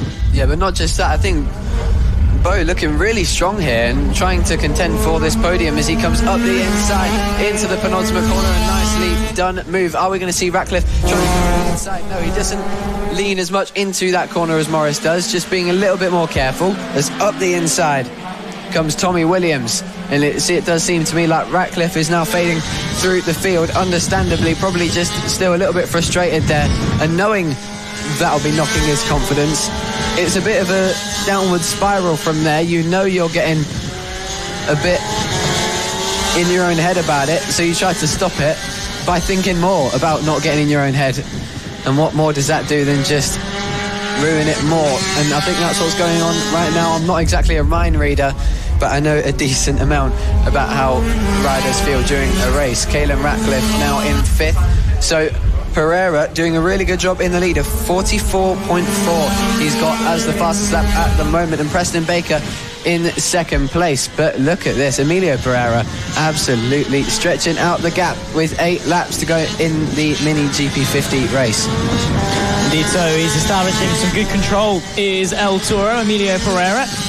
Again, one of the more, confident, he's got some swagger about him as Pereira, and that's been the case since he was a rookie, and that's confidence that you can definitely see in his riding style, right? We saw it in the battle earlier on in the 50R class, where he isn't scared of just poking that nose, that front wheel down the inside. He rides really aggressively, rides with his heart on his sleeve, and even when he was a rookie, like I say, in that battle with Nelly Nooth in the rookie championship, right, he gave it one go. He darted down the inside. It was all or nothing, really. The final corner at Ella Park, the penultimate corner technically at Ella Park, he chucked it down the inside, a potential championship winning move, and he came down as a result of it. And those are the risks that Emilio Pereira is willing to take in order to win. And now on these bigger, more geared machines, he's coming into that with that same confidence, with that same swagger, isn't scared of anyone or anything.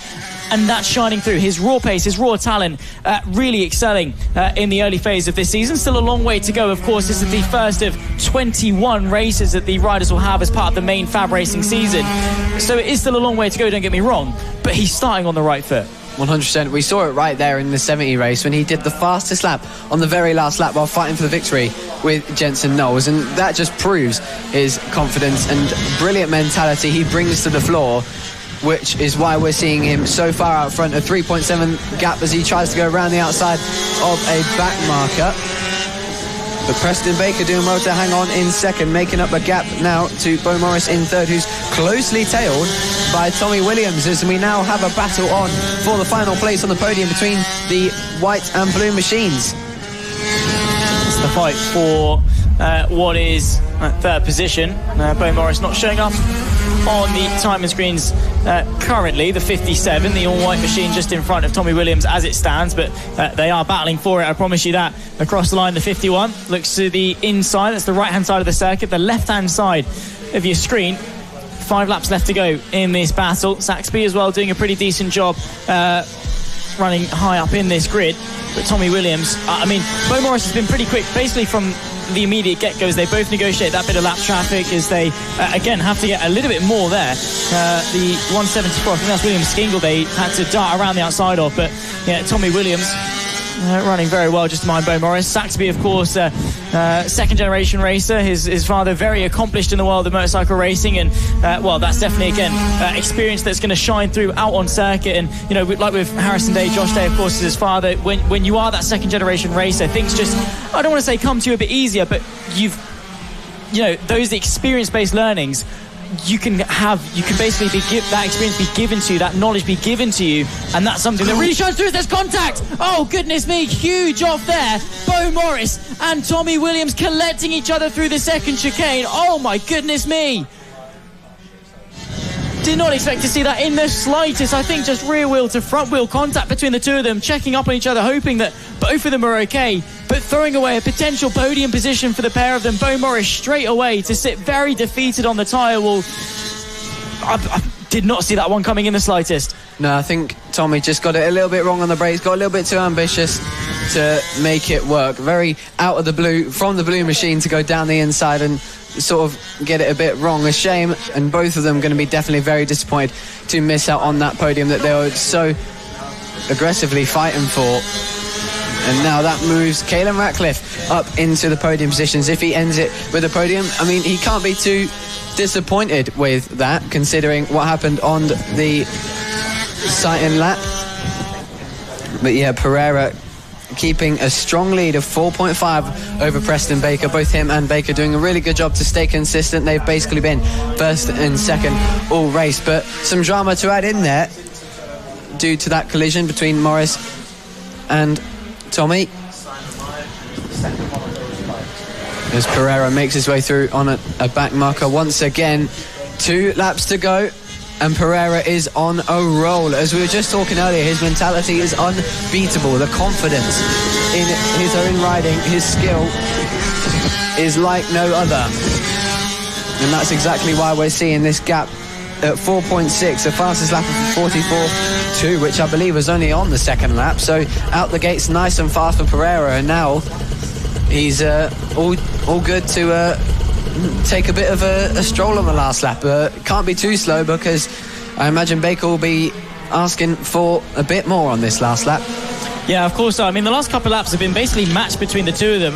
Preston Baker finding some stride. His fastest lap only 2.5 tenths off Emilio Pereira. The last time through, basically able to stay within a tenth or two of Emilio Pereira's lap times. It's just that ruthless consistency that Emilio Pereira has got that has elevated him to now nearly in excess of a 5-second gap over the rest of the field. He lost out in the Mini GP 50 R category versus Jensen Knowles, but he's fired back on this second opportunity in the 50s. His step up onto geared machinery through the final corner. The checker flag will fly, and it's Emilio Pereira's day in the sun here at Lydd. He takes victory in the Metrico Mini GP 50 class from Preston Baker and Caelan Ratcliffe, who complete the podium. He looks over his shoulder. Where is everyone? They're all still waiting to come to the line, at least in his perspective. What a brilliant ride from Emilio Pereira, and a strong second place for Preston Baker. A consistent ride from him, no mistakes from start to finish to take home second. That'll be confidence boosting for tomorrow, and Caelan Ratcliffe will be happy, must be happy with that third place after that difficult start before the lights went out. Run through the full results in just a couple of moments' time, but one thing is absolutely for certain: Emilio Pereira on top form, cold as you'd like. 5.9 seconds was the winning margin from Preston Baker and Caelan Ratcliffe, who's off on the formation lap, but didn't thwart him from podium success. Josh Perkins from Danny Longhurst, Corey Dubman, Oliver Cheeseman, P7 from William Skingle, Saxby and Williams, the top 10, of course. Bo Morris going down with the 51, a couple of laps into that race. A very exciting opening 50 race of the season. Of course, they have 2 more tomorrow, and what can the rest of the field do to catch Pereira? They've got to match that mentality, and it's sort of a long-term thing. It's not something that can happen in one night. They've got to be looking at the times and find out how he's so consistent and so confident like that.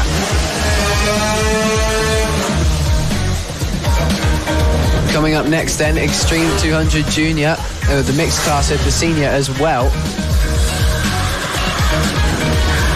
But before that, we'll just have a look at the dejected riders walking away from that unfortunate incident which ended their chances at the podium, and he is going to be very upset with himself for that one. It was ultimately just asked a little bit more on the brakes going up the inside, but there is always a chance tomorrow to come back and do the same again.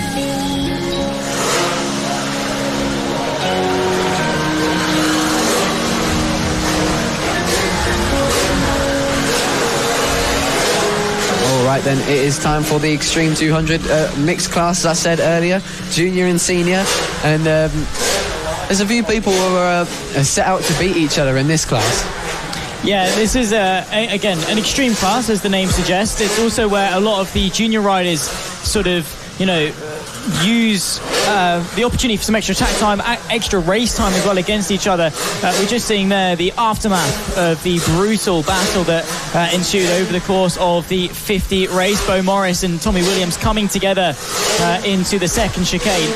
And, well, you can see definitely feeling very deflated, very defeated. Their only race today, they've got to bounce back for tomorrow. And you can see just there the consolation, the reset. Again, ultimately, these riders, for a lot of them, are children. And that mentality, that maturity is something they, it's forged in the fire of Fab Racing.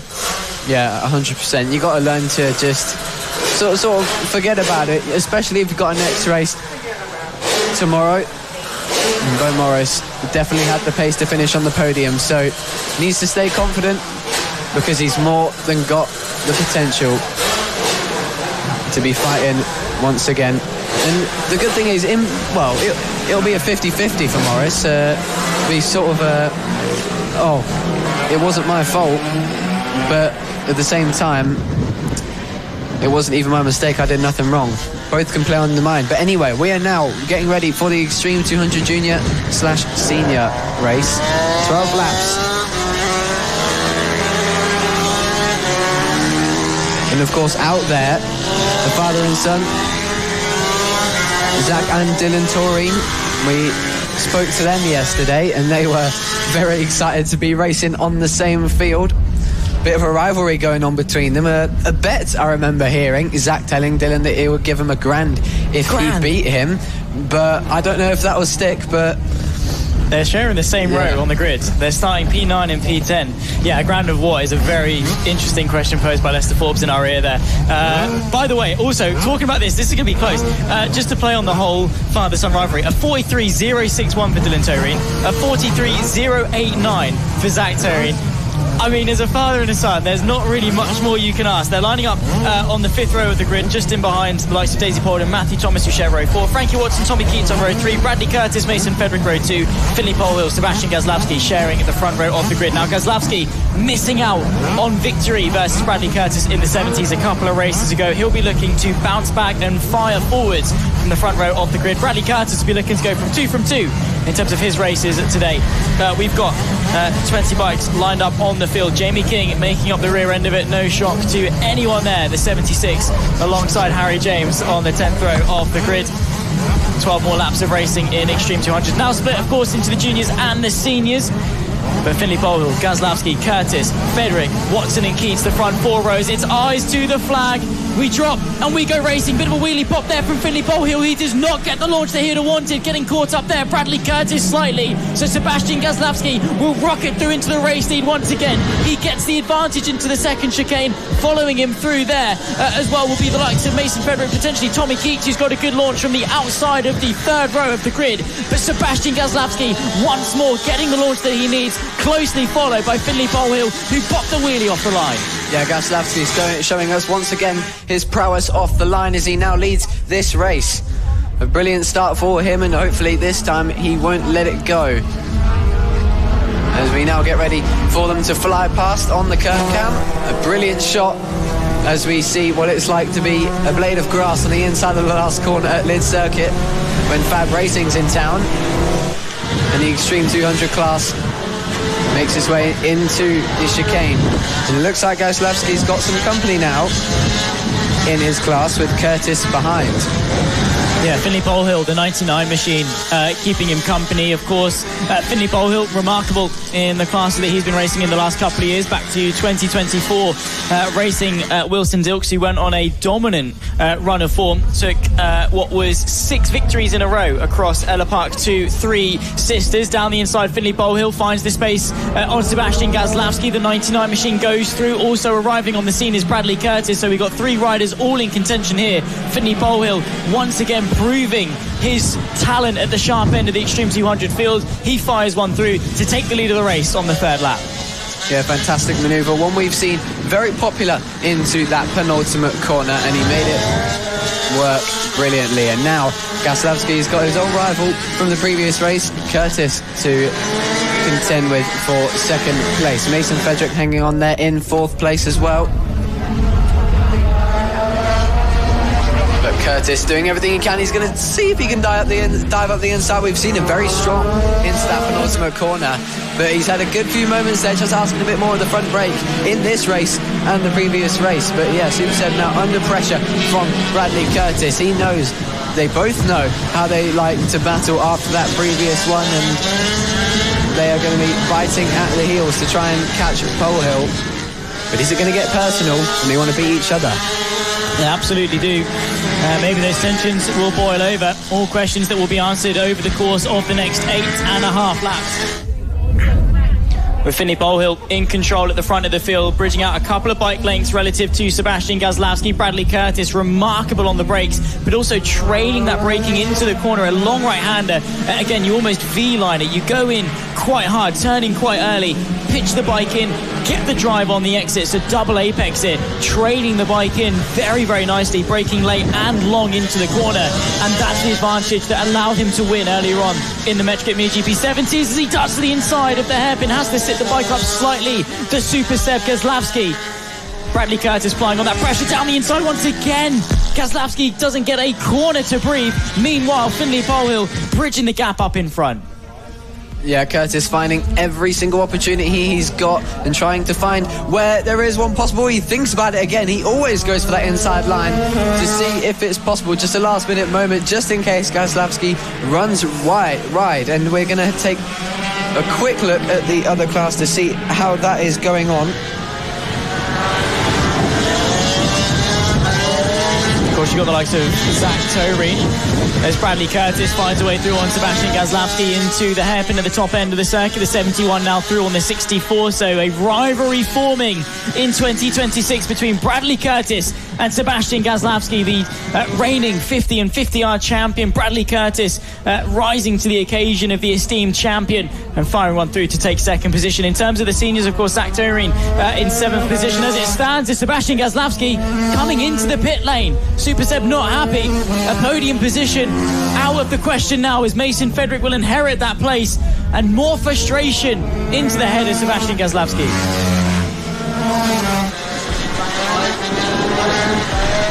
Yeah, what a shame for Sebastian Gaslowski. Just got passed by Bradley Curtis and it all went wrong. I don't know what happened there, but he certainly looked very frustrated. And a quick word on the father-son duel between Zach and Dylan Toreen. Zach currently in 6th place, outdoing his son and doing everything he can to keep that $1 grand in his bank. As Pole Hill continues to lead from Curtis and Fedrick in 3rd. Mason Fedrick will be happy to pick up a podium. Of course, as I mentioned earlier on in the programme, won't be around tomorrow, so making the most of it today here at Lydd. So Zach Toreen currently leading the way in the Extreme 200 senior category. His son Dylan in P9. Toreen, of course, the leader of the two, running in P7 in the overall classification, behind Frankie Watson in 5th. So in terms of that wager, Dylan might have to work a bit harder tomorrow to go and get that grand, presumably of Great British pounds, but he's probably hopeful in that sense for that one. There is Mason Fedrick dancing on the limit there through the final corner. Finley Polehill with 4 laps left to go leads Bradley Curtis, who now with clear track in front of him has to try and push and get after the 99 machine. Polehill though looking to take the first bite of the cherry, take the first victory in the Extreme 200 class in 2026. And as we follow Bradley Curtis through the hairpin at the top end of the circuit, you can barely see Polehill as he's blitzing away up in front. That pace that he had, not the best of starts, but he's made up for it since. Yeah, 100%. He's doing well now, and Pole Hill in the lead as we're now watching the number 99 come around the last corner with 3 laps to go. A dominant performance so far, went through on Gaslowski and never looked back, and probably doesn't know that Gaslowski isn't even in the race anymore, as he leads quite dominantly over Bradley Curtis in 2nd. He continues to push on that impressive pace.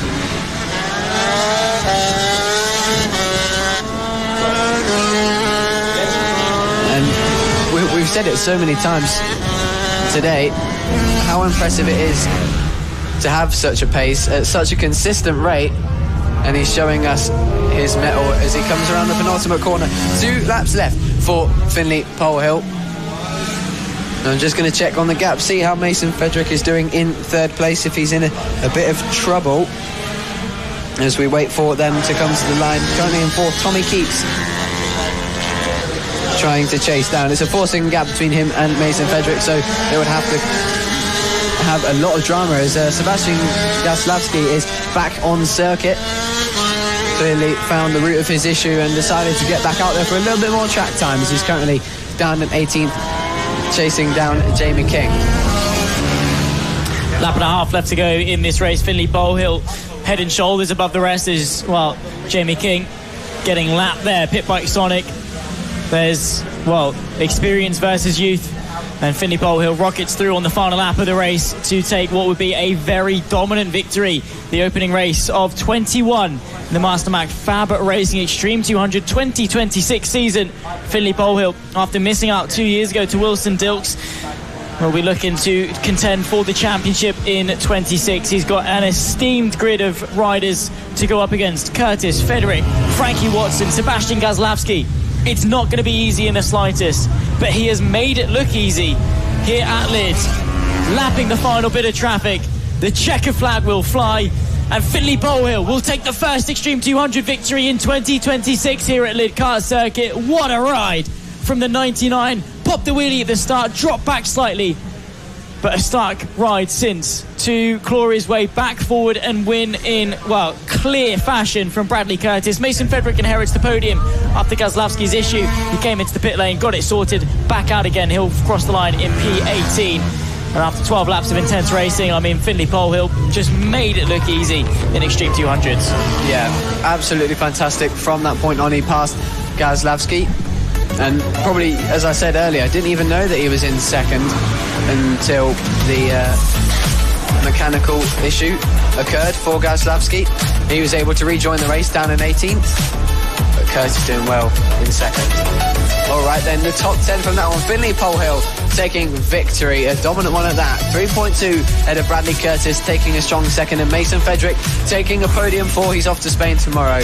Then we've got Keats, Watson, Taurine, the father, that being Zach, hanging on to his grand for another day, with Holden, Thomas, Taurine and Johnson rounding out the top 10. That is it for then Extreme 200, and on to the final race of the day. We're out for Moto Team. We are indeed. Of course, Extreme 200's living up to the name, very, very much so.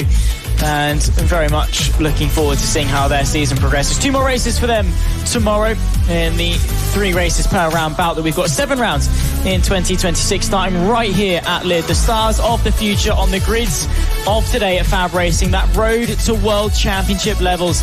Of course, an interview with Brad Ray coming out in the not too distant future. Keep an eye out, keen-eyed and loyal followers of FAB-Racing. Make sure you are following along on social media to listen to the BSB champ in Brad Ray, a FAB graduate as well, proving what can be done on this very grid.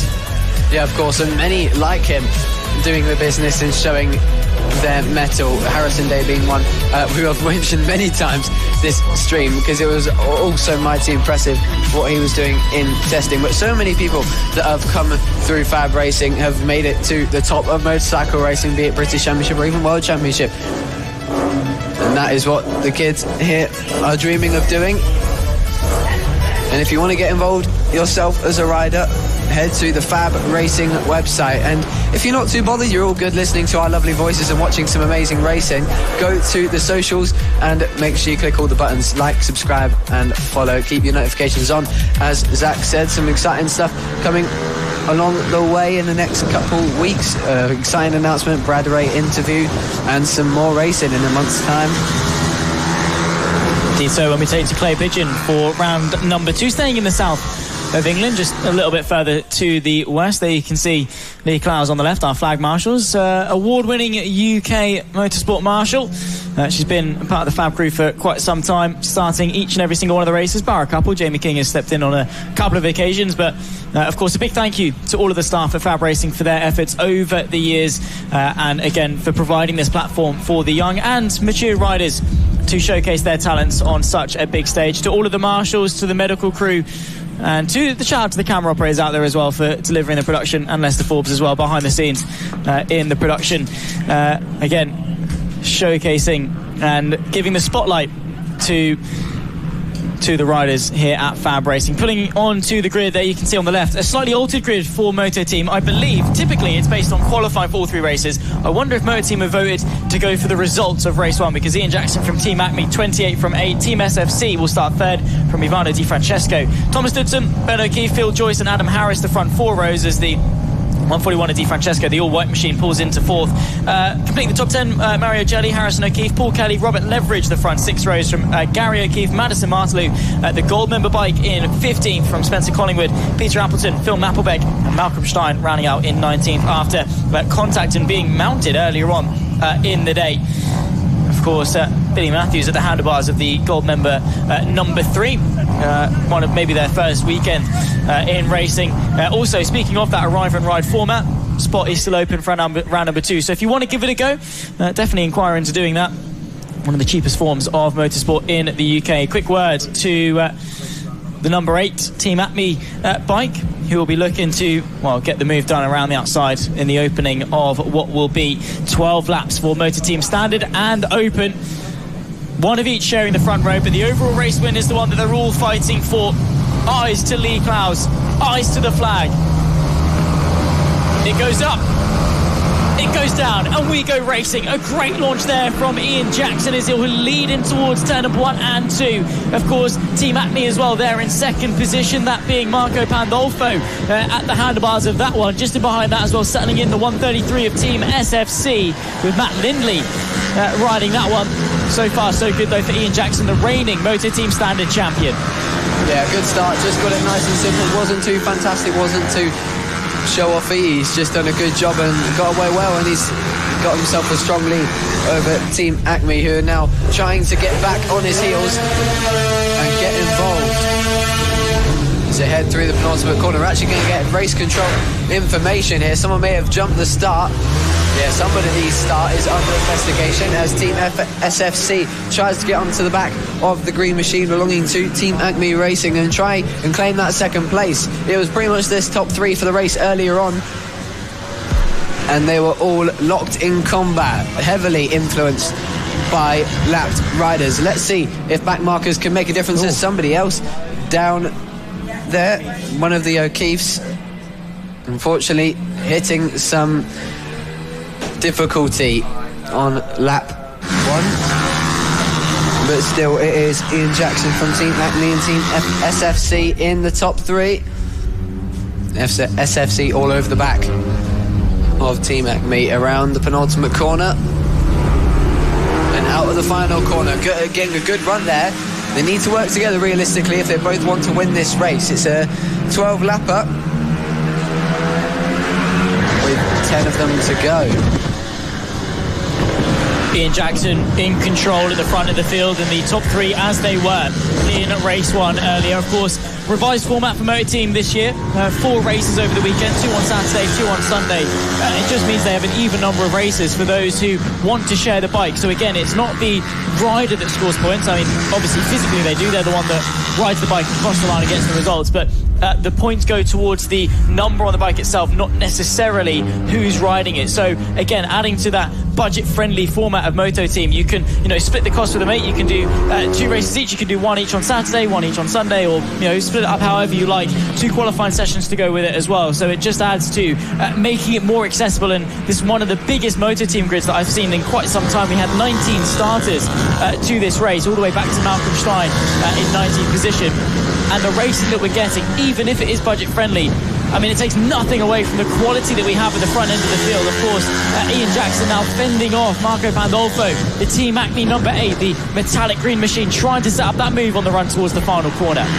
He's all over the back of him now. He's had a strong start to the race, just a bit cool, and has now got into the rhythm, and he's now looking to get through. So we're now getting a race control message, a decision on what happened there at the start, and a 3-second jump start penalty for the number 22. Thomas Dudson, the one receiving the penalty. He started this one the inside of the third row of the grid. So 5 seconds going the way of them. So nice to see race control on it in terms of the jump starts. We also had some iffy starts in the pit bikes earlier on today, and they were aptly on that in order to dish out the relevant penalties, and nothing gets missed by race control. You can bet your bottom dollar that is going to be true. 7 laps left to go, so approaching half distance. You can bet your... Getting our way closer to half distance in this race, you can bet your bottom dollar that we're going to see some good racing at the sharp end of the field as well. Ian Jackson leading Team Acme Racing, leading SFC. The top 3 as you see them on your screen. It's the 28 from the 8 from the 133 as we tick our way on to, 6 laps completed and 6 laps left to go. Yeah, and now it's all a 3-way battle as somebody's gone down there, and it looks like they might not be able to get back on for the moment, but that top 3 locked together as they just can't make any moves for now in that yellow flag area. And now it's all free rein once the rider gets back on his bike. Now, can Acme make his way through?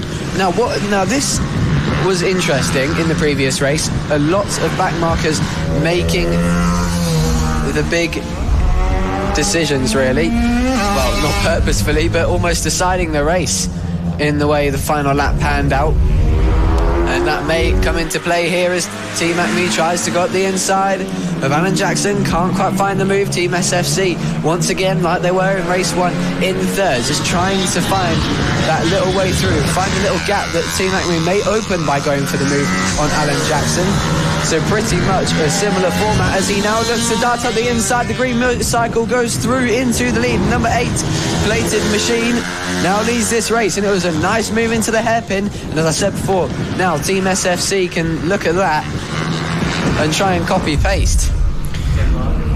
Very much so. Of course, Acme in the open class, whereas Ian Jackson in the standard class. So they are both respective race leaders. They will still be taking the 25 points for a race victory. But ultimately, they're so far in front. They're contesting for overall position as much as they are class position. And ultimately, you've got a bike in front of you. You're going to want to go and catch and pass it regardless of whether or not it's in your class. So nice to see clean, respectful racing as the back markers also having their wits about them and being quite aware. But a nice move there from Pandolfo, riding the number 8 Team Acme, of course, leading the way in Moto Team Open, followed by Ian Jackson, second overall, leading in standard. SFC, though, in the standard class, chasing after them. So there is a battle potentially for the standard lead here between the reigning champion of Ian Jackson and SFC, the contender.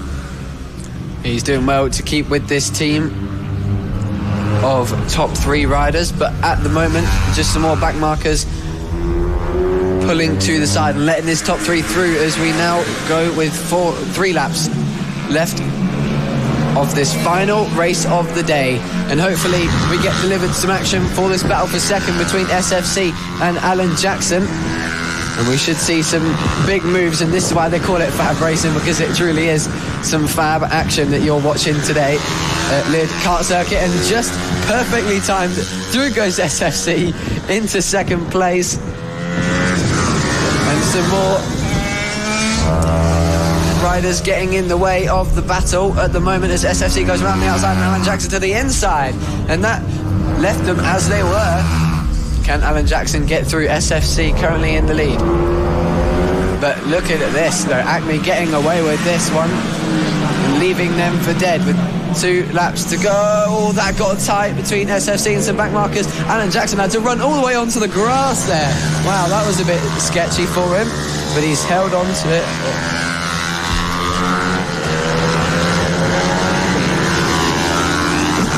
Yeah, Ian Jackson now continuing to chase down SFC.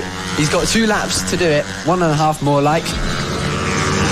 And he's got to keep motivated and stay on the heels as here's Acme going around some more back markers, looking absolutely unbeatable at this point in time. Just has to stay on it for one last lap. Around the final 2 corners, they look pretty unbeatable for now, but anything could go wrong. The green motorcycle makes its way into the first chicane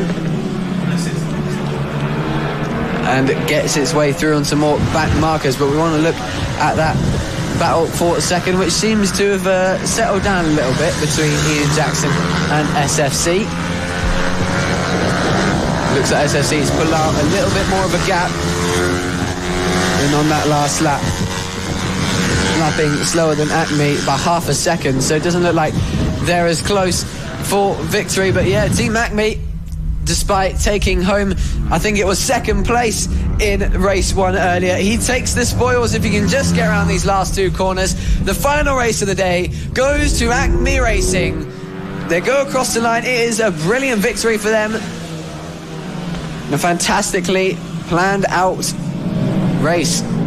Stuck Fabulous, in that podium battle, and now takes victory. Fabulous indeed. As you aptly put it, did not take you long at all to get into the cliche phrase of FAB-Racing. Acme Racing, though, brilliant stuff. You are already 16, but you are pulling out the dad jokes already. I love it. It's great to see. Team Acme Racing, though, like we say, a brilliant victory from them, and having an answer to Ian Jackson, who was formidable earlier on in the day. Also SFC taking that victory in Class A. Yeah, a rivalry brewing in Moto Team, which, yeah, a breath of fresh air, I think, for them in 2026. A lot of new riders, new faces, and new rivalries as well, sparking up the opening day, of course, of the last race of 11 done and dusted for day 1 of the 7-round season, of course. Tomorrow we'll have 2 races of each of our classes, but look at that, a very joyful Team Acme Racing rider of Marco Pandolfo. SFC from Ian Jackson, the top 3, of course, 2nd and 3rd overall, but 1st and 2nd in the standing class. Di Francesco, Dudson from in P5, O'Keefe in 6th. Then comes Joyce. Then comes Gelly and Kelly in 8th and 9th position as well, just in behind that. 1.2 seconds winning margin for Acme, but they had to, they had their work cut out for them in the opening phase. Jackson just, put up a very big barrier that the number 8 struggled to get through for quite some time. Yeah, definitely. And again, I think the back markers making the difference in that battle, sort of separating SFC and Ian Jackson, and I imagine Ian Jackson just decided to step back a little bit and thought it's not worth fighting for in these last few stages. It's a bit of an unclosable gap at this point, which can be closed in tomorrow's racing. Very much so. Absolutely looking forward to what we've got in store for tomorrow. We've had 1 run through, 2 in the form of Moto Team, of each of our classes, setting the stage for races 2 and 3 tomorrow. The opening round of 7 in the 2026 Mastermac FAB-Racing British Minibike Championship, the first of which starts right here in Kent, here at the Lydd Kart Circuit, before we battle our way through the likes of Clay Pigeon, Houghton Park, Ella Park Raceway, Rowra, Three Sisters and Clandale, the 7th and final round of the main FAB-Racing British Championship season. Myself, Zach Sweeney, Riley Davis in the commentary box, talking you through the action. And, your first day in the FAB-Racing paddock, how's it been? It's been enjoyable. I've interviewed some confident people, and a good chunk of them actually have delivered pretty well. So looks like I've got a bit of a magic touch. Something like that. You keep telling yourself that, don't worry. What was maybe what's your magic prediction for tomorrow then? What are you going to sprinkle some fairy dust and give us for the races 2 and 3 tomorrow? Well, from my expert opinion, I can definitely tell that there'll be motorcycles on circuit. No way. Some brilliant racing at that. Today was an absolute barnstormer. We got some really good shows, and one thing I'm excited to see tomorrow is the ever-developing rivalry between Bradley Curtis and Sebastian Gazlowski. Yeah, that's right. There you go. There's your expert opinion on that one. Gazlowski and Curtis, 2 brilliant riders today. They have been phenomenal. And Gazlowski, talking on that, Curtis is going to be filled with a lot of endorphins, a lot of emotions, a lot of adrenaline, and very positive going into tomorrow. The complete flip side of that for Gazlowski, though, one of them is going to ride that momentum. The other one needs to come in with a completely fresh mind and reset. Yeah, definitely. But that will motivate him to absolutely go for it tomorrow. Tomorrow it's win it or bin it, almost. But you've got to be careful, because there's still a championship on the line. This isn't a one-off race. And yesterday, we spoke to a few people who are confident to keep the ball rolling throughout the season. Indeed so. Lydd Kart Circuit definitely delivering. We spoke to a couple of riders, and they were like, yeah, it's a bit difficult to overtake around here. You wouldn't have known. Out on circuit, they delivered in abundance. Well, ladies and gentlemen, thank you so much for your company over the last few hours here on the FAB-Racing YouTube channel. Of course, make sure you stick around. Make sure you come back tomorrow morning for 22 races, 2 cycles through each of our categories. The stars of the future on the grids of today here at the Master Mac FAB-Racing British Championship. It's been myself, Zach Sweeney, Riley Davis in the commentary box. We'll be back tomorrow morning to talk you through all of the racing action. We'll see you tomorrow. On the road to MotoGP. 1, 2, 3. FAB-Racing Mini Bikes British Championship.